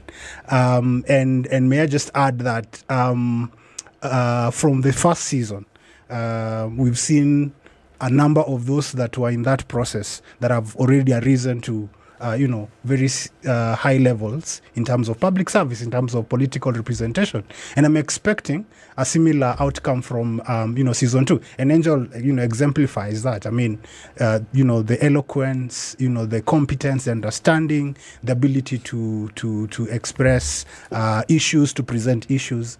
I mean, what else would we be looking for when we're thinking about, leaders for our nation? So really, that is what Ms. President is at the end of the day for us, to continually bring to the fore how, the variety, the mix that we have and the possibilities that exist within the society, especially among the younger women. Yes. So, Angel, now that you have the crown, they say heavy is the head that bears the crown. What happens next? Or competition per se is over, but then now what happens? Doing justice to the Miss President title is doing exactly what it requires, running for office. And running for office for women in this country is still an issue that we're grappling with. So that is definitely something that I am geared towards. Miss President title came with an award of $20,000 US, and that is an award that allows me to do a project of my choice in my community, because now the title allows me to have my community even in Turkana, even if I am from Kiambu, and I think that's something that I want to pull into. One thing as a president I would do today if I was elected, I would focus on food security, number one. And looking at food security in Kenya is something that we've been grappling with since independence. And this is not something that we should be talking about today. And so Miss President title of Season 2 will focus on elevating and amplifying the platforms that we have, or the spaces that we have, that can strengthen our food security quest. When we look at food insecurity, and when we look at the opportunities that are available, that is something that I will be advocating for, that the country protects the land, the spaces that we have for agriculture, the land that we have for forestry. That whole ecosystem is what I will champion. I believe Wangari Maathai saw this way long ago, and today is now when we are getting to feel that pinch. If we listened to her a little bit more then we wouldn't be here. But then again, we haven't lost it all. There's still an opportunity for us to ensure that the produce reaches the market and we are able to even save for the future. And that is something I want to focus on as Miss President. It's interesting. The message that Wangari Maathai had, which the rest of the world and the committee that determines who wins Nobel Prize understood with great clarity, always had a competition. And even the quest that you have has competition. There are always competing interests to such a narrative. And sometimes I ask myself this question, even as one is pushing an agenda that clearly has far-reaching positive consequences, how much attention then should we also pay to the competing interests? Because for every environmental story that one may speak about and the intervention that one may propose, there are individuals, and there are many, who are hell-bent on pursuing the thing that will negate those efforts completely. And unfortunately, many of them have the power to do so because they are in positions of authority. Or they enable those who want, again, because the positions they have in authority enables them to be able to enable some of these fellows who are pursuing those goals. So even as one pursues those goals, the question I'm asking is, what role does speaking to power, speaking to individuals whose activities and whose thoughts and whose processes have brought us to the position that we are now in? Because, as I said, it's like they never go to sleep. It's like they never rest. They're always looking for ways of negating this process. Now, they look at it as profit and gain, but the damage is sometimes often beyond repair, at least easy repair, and the consequences are felt by everyone. Yes. So even as you pursue the goals, I'm asking, is there room in your agenda to also focus on some of these naysayers and to also point out what they do, point out, if you know them, who they are? Because again, all the effort that you will make can actually just go up in smoke simply because of these other competing activities. Yes. I look at your question as advice and nuggets of wisdom coming with it as well. And one thing from my experience as a youth leader in this country, maybe not compared to yours, but one thing... Compared to my youth knowledge. I have seen the strength and the might and the brilliance that comes with young people, having them talking about wanting to participate in agriculture and not being able to, because the owners of capital are not supporting what they are doing. A lot of policy decisions and money is going to where these the owners of capital feel comfortable at doing it. And when we talk about specifically agriculture, where we want more young people in agriculture, but they are not the owners of capital. They do not have the access to land. They don't have the access to capital, but they have the brilliance, the might, and they provide that labor. And if we can combine those two forces and, paint a broader picture of how exactly they can be able to access land. We have a lot of land that is very idle. We have a lot of capital that we can just channel it towards that because we are wasting a lot of it at the end of the day. My platform is to be able to amplify that voice and say that we need to really invest more in these spaces, so that if we want to ensure we are food secure, we need to ensure that everybody, every young man and woman, every Kenyan citizen is able to contribute to that by being given a platform or using platforms like mine to be able to advocate for this. So I see a lot of opportunities in that we can leverage on that strength and that might to be able to legislate policies that will be more friendly to young people so that they are able to cultivate and move forward in terms of building the food security of this country. Siti, maybe if I could just add a little bit to what Angel has said. I think the platform of Miss President will provide Angel and, the rest of, the team that was in the show who decide to take up various courses. In this instance, Angel is taking up the course of food security. There are going to be allies that are going to come alongside them. And these are institutions particularly, but also even individuals who have been very supportive of, the Miss President idea and what it presents. And so, Angel will not just be embarking on this on her own. She's going to have a lot of support and a lot of allies, including, Media Focus on Africa, but various other institutions, both local and international. So she will have, the backing and the support that she may need. And that will add to the voice and to the strength of her voice. Because I think even Wangari, faced her own fair share of opposition and resistance. Even threatening her physical safety and all that.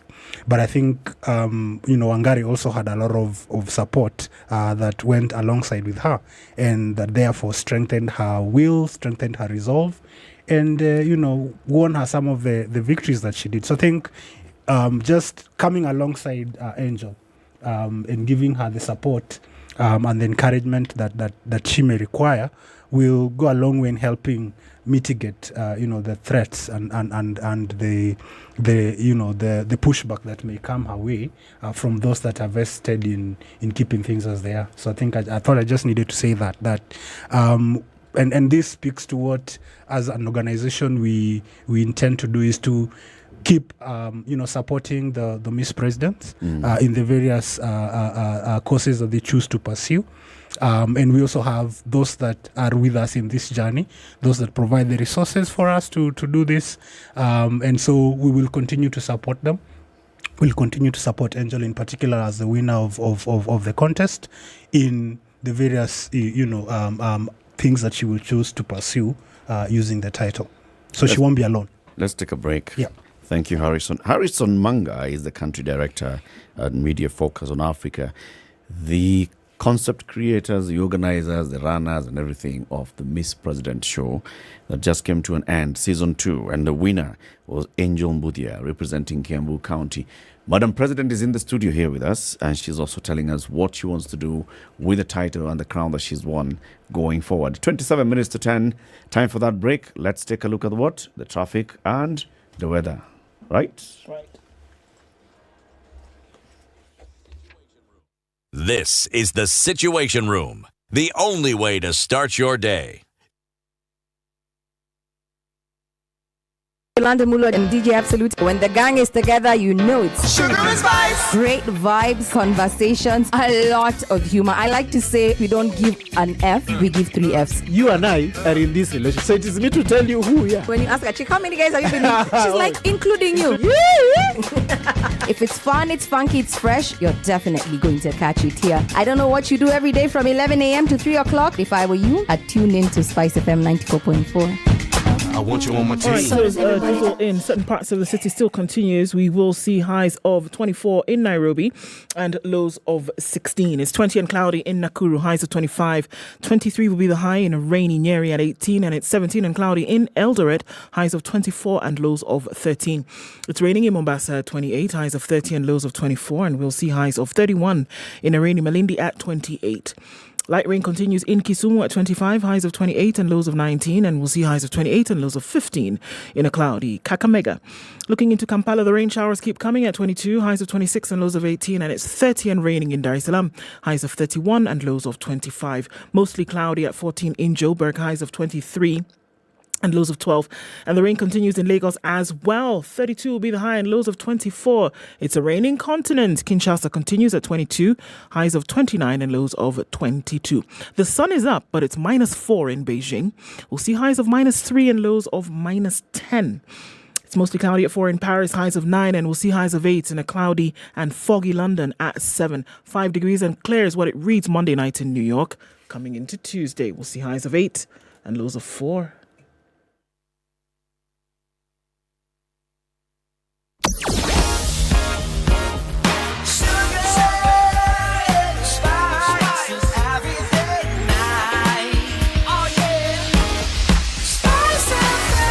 Spice up your life. All right, so we're still looking at traffic coming off the Thika Superhighway. Not so bad on Mombasa Road today. Had a good day with that. Or rather, had a good morning. Lunga Lunga continues in the CBDs where you see this network of traffic. That will still continue. And what's this? This is Landis Road. It's still doing that thing. Really heavy traffic. James Gishuru looks much better. So you're going to find your problem spots right at Westlands, and then also coming in from Kiambu Road, it still continues. Thika Superhighway is reduced in traffic significantly, so you won't have much of an issue with that until you get to that junction at Pangani, which is coming in from Muthaiga Square. And Limuru Road inside there, Gigiri, Red Hill, yeah, it still continues, at least for now. Keep an eye on things through the morning. Talk to us, SpiceFM KE on Twitter.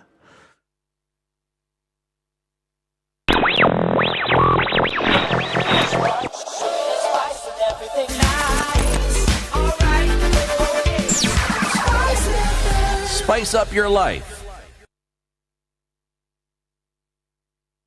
Mature, intelligent talk every morning.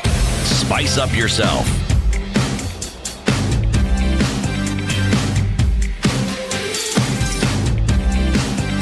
Mornings done right.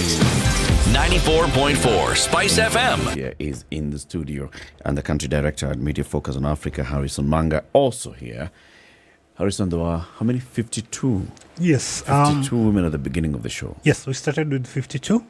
And of course, then we went through a process of eliminations that eventually culminated in Angel becoming the winner of the contest. All of them were really passionate Yeah. about leadership, about the country, about what needs to be done, what needs to change, and the role they can play in bringing about that change. In fact, then some of them were even active in politics. Yep. And they even contested. And they got what they got from the voters. Yes. Which is what now brings me to my question. Looking at the quality of the people who applied to participate in Miss President Season 1 and Season 2, looking at the quality and the passion the people like Angel have, right? Yeah. And then now put it vertical ground. Where's the disconnect? I think we will go back to the age-old question, and the reality is that the social norms around the division of roles, if you like, in society, have a big impact on how we think and conceptualize who can be or who can't be a leader and in what spaces. And I think generally, when you're looking at political leadership, political representation, the default thinking and concept amongst our people has always been to associate that, with the men. And so I think this is the best analogy I've ever heard of someone describing the challenge of women seeking to get into political leadership. Someone described it. It's like, Eric, you and I, when we go to the restroom, instead of going into the gents, we go into the ladies. It's that odd. It's an anomaly, if you like. So I think that is really at the root of it, that conceptually, it's not always been obvious to everyone that women can play an equal role as the men when it comes to political leadership in particular. And so that impacts how many women actually declare an interest in seeking to be elected into office. So, for instance, when we were doing the elections in August this year, I think we had about 16,000 and something candidates for the various positions.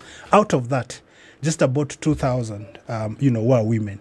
So, as you can see already, very few women even dare to declare an interest in political leadership. And it has a lot to do with, how we've been socialized to think about who plays what roles in society. So I think that the disconnect really is at that point. Is the disconnect only with regards to political office? Or because if you look at other positions of leadership, I mean, Angel, you became a student leader at university. Those that were campaigning would come to you and tell you, help me to mobilize. And you were working with various campaigns at university. You were elected as the vice president of SONU, right? Yes. And then you went to be leader across Africa. If you look at women, even in the grassroots, they are leaders. Whether it's, Women's Guild, but the chairperson of Women's Guild is a seriously influential person in the community. Yeah. Is it just when it comes to kitu ya siasa? Not, well, that's an important realm of leadership because a lot of what shapes society, if you want to think about our policies and our laws and all that, actually happens within the political realm. So what happens there has a ripple effect on a lot of other areas of leadership in our society. But I think generally this also can be seen even when you think about leadership within the corporate circle. So, for instance, there are studies that have shown that, you have very few women as CEOs of blue chip companies. You have very few women who are sitting in boards of those companies and all that. So, even in student leadership realm, we don't have so many ladies in that space. In fact, when I was in university, I was in Moi University. When we were having student leadership elections, there were certain positions that were reserved for the women or were assumed that those are the ones that the ladies would go for, catering and such kind of thing. So, and all of these things really stem from the fact that our concept of who plays what role in society has really been impacted by, the stereotypes around that. So that affects what happens in the political realm, but it is very easily translated into other realms of leadership and of life. And so as we succeed in getting more women into political leadership, which is really what Ms. President is trying to do, ultimately that will also have an impact on leadership by women in various other spheres of life. I fear, Angel, that yes, you've won this and you've won it deservedly, but it's an elitist position. How would you translate this into the ground position of if you actually sought to be elected by the people of Kiambu to represent them, say, in the county assembly, in the national assembly, in the Senate, as governor? Well, two sides of it. I think when we have a show that airs on national TV at KTN, of course, we are required to use national languages, English and whatnot, and that would attract that kind of audience. But then again, when it got to the voting stage, that is where you will have to even re-educate the voter of what the show is all about. You tell them, we have gotten to this level now, it's time to cast your vote. I am from this county, I need your support. And really, there was a lot of that support as well from the votes that we were mobilizing across the country. Majority, of course, would come from that demographic, but then you cannot ignore those that are from your background, those that are from your support base. And even when we have our families and our parents that introduced us to their cocoons where they meet and their table banking platforms and their chama women, then there's the aspect of going to church. I mean, when you split it down from a top-bottom approach, it worked really well for my campaign. But then again, it doesn't really take away the fact that they also have a role to play in terms of that support. And even when I look at political ambitions in the future, I would not disregard that population, because I mean that is the same one that we are going to really campaign on, depending on where I choose to follow my agenda, my ambition. Let me say that, whether it's in Kiambu or Nairobi or wherever I choose to contest and run for office. So it is still a strategy that is quite needed. Because for whatever election that you're going for, let's say you're going for Speaker of a National Assembly, you will be campaigning amongst those who've been elected already. That is a different strategy. If you're being elected by a county, that is a different strategy from a constituency and an MCA. So is Miss President, which required that kind of strategy to be able to win. At the end of the day, it is winning. Yes. How do you think this would translate? Because you said that obviously now after this, it is office. It's government, it's representation of the people. How then would that translate into going for leadership? When women or even young people knock on the doors of political parties, they are looked at people who are not known, they are nobodies. People who do not have a background or people who do not have that political experience. One thing Miss President allows me to do is to say that I want to run for position X and I need your support as a political party, or I will be running on this political party's ticket. Whether they decide to do a direct nomination or indirect nomination, then Ms. President really gives me an avenue for me to negotiate or for me to even at least be able to even be at the decision-making table. We've realized that for you to be at the decision-making table, you need to have at least achieved, accumulated, and even have the stature of being there, because we've had to look at this strategy from back, taking it back and moving it forward. So having this platform for Miss President allows me to knock on doors. Even if I tell myself I'll go as an independent candidate, I'll still be able to have the confidence of knowing I just require a good strategy for me to be able to mobilize the votes that I require to either get into a parliamentary county or even a national position. So it doesn't matter who you are. Are we saying that? It doesn't matter who you are, or who your father is, or whatever kind of, background, dynastic connections you might have. It doesn't matter who you are. That Kenya is actually saying that you can pick a leader who has the right strategy. You can pick a leader who is versed in the issues. You can pick a leader who at least is going to show you that they have some semblance of understanding of what needs to happen in the country. Because for the longest time, we would have been told otherwise. That you needed to be connected somewhere with something in order for the people to listen to you. Yes, if let's say this table here was a political party, then I would be able to say I have done this and that, regardless of my young age. I may not have as much money as all of you might have in this table. But since you have money. But really, I have done this in the past. I used that very little resource I had, and I got this far. If I get this opportunity, I will not do otherwise. I will even perform and do it better, because in most cases, those are some of the challenges young people have been not able to. Questions young people are not being able to answer. Are you able to bring people together? Are you able to command and dissect issues nationally or for the county or for the constituency that you want to represent? And when we saw the Azimio coalition,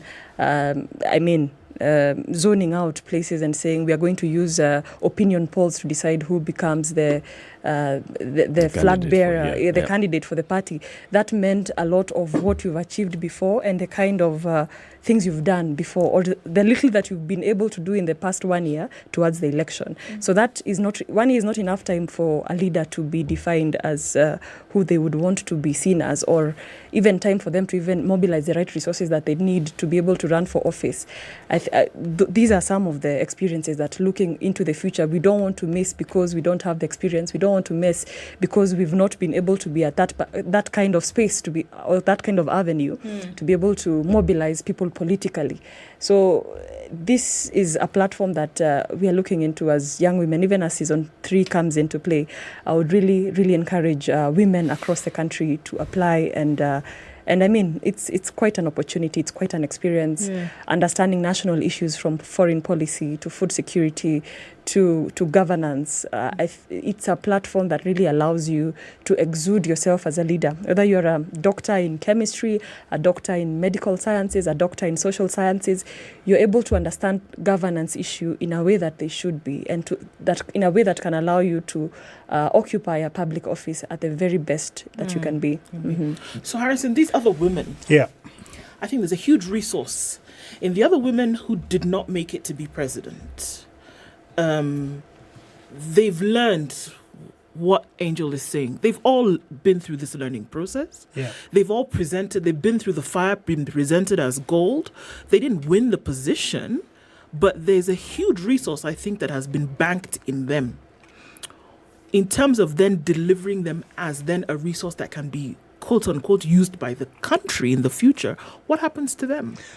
So one, in the very immediate future right now, post the Miss President competition on TV, there's a program we are putting together, a mentorship program that will invite all of these women, all the 52 of them, and we will continue the process of really investing in their capacity, in their ability for leadership.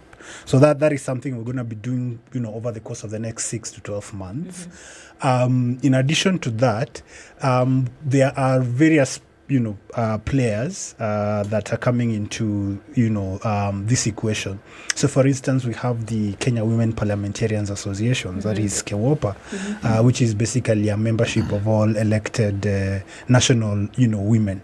So, how can we get into an arrangement where there is some kind of twinning, between the elected leaders, the elected women leaders, and the women who've been on Miss President, some kind of a mentorship, some kind of a coaching, kind of arrangement, so that we continue to expose, these women to what it really is like. In the real world of political leadership in particular.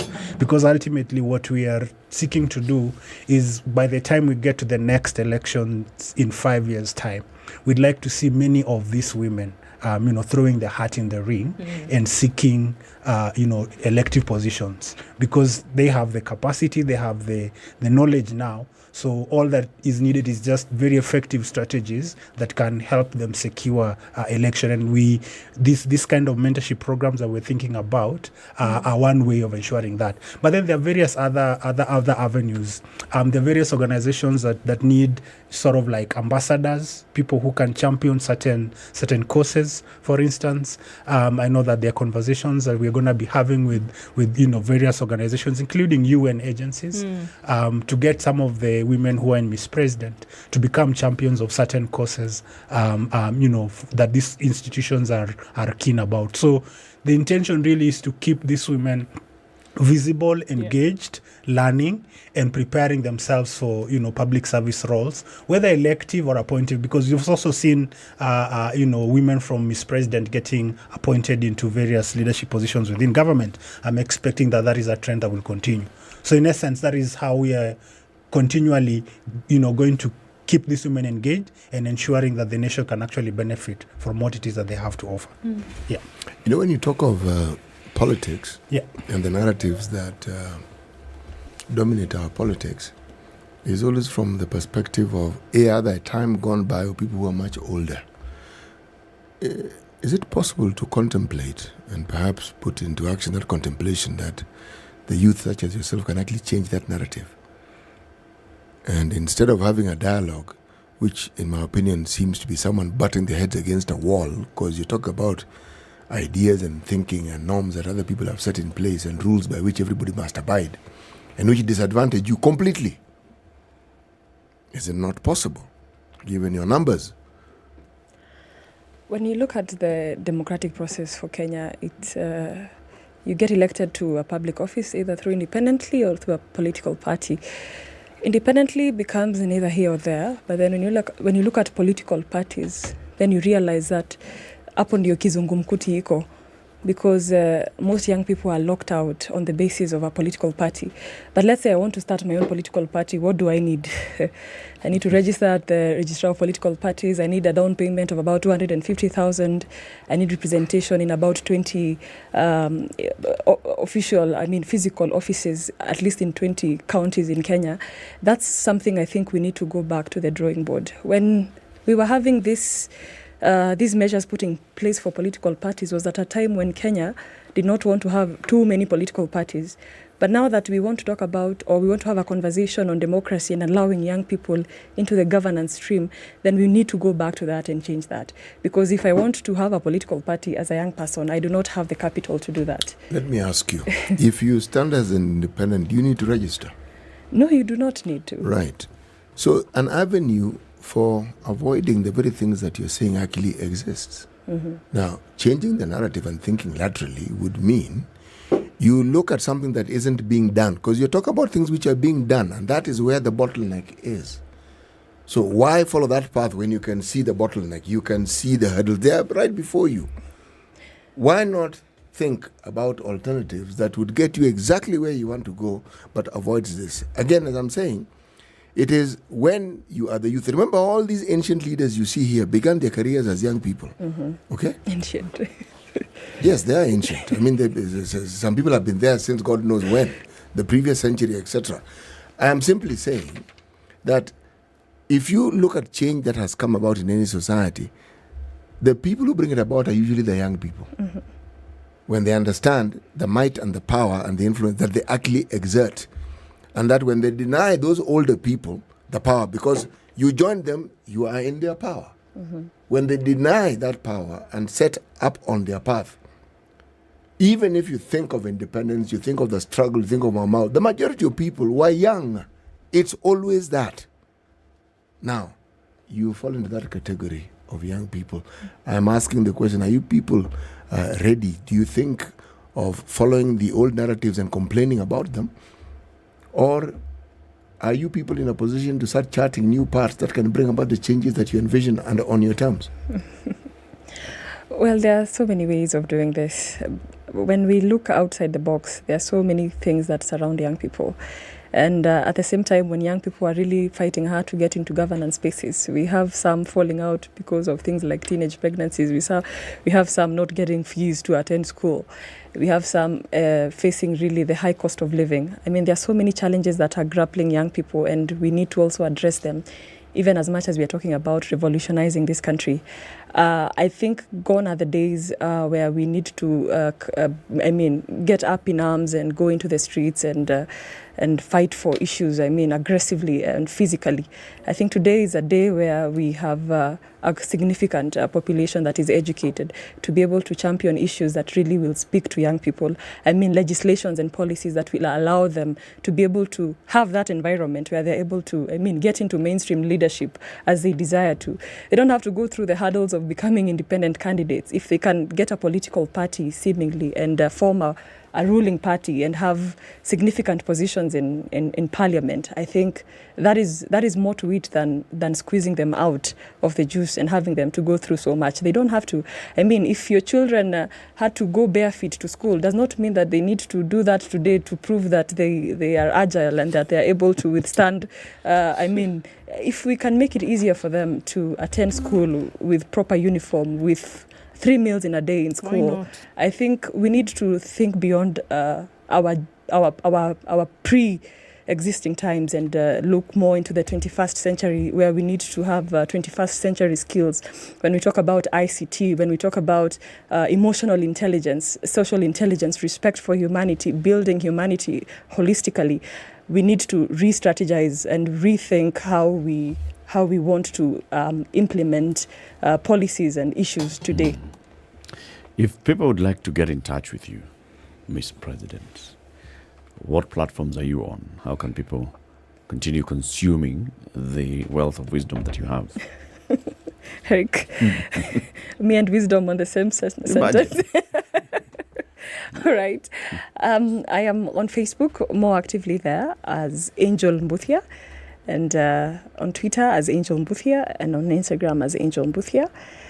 I believe those are the platforms that I'm most active on. Kama mtu anataka kuwa Hussein Mohamed wako anaweza apply. Oh yes, messenger iko. Every president has a Hussein Mohamed.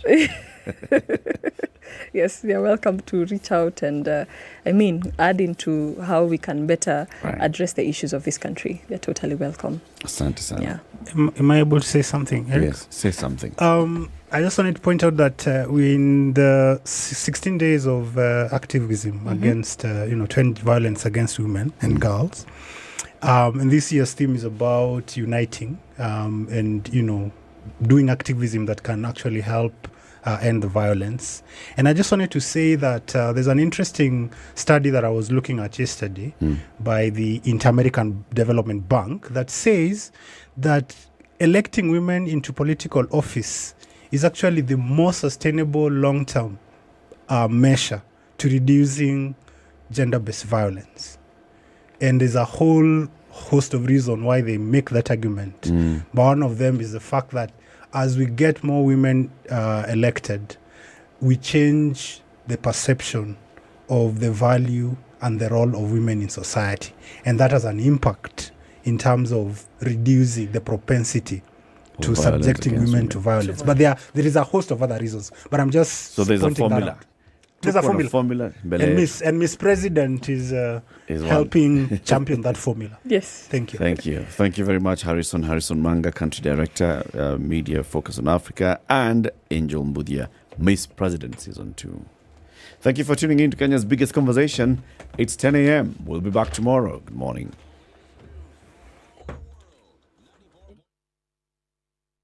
And the Azimio la Umoja coalition has convened a parliamentary group meeting for all its legislators. National Assembly Minority Whip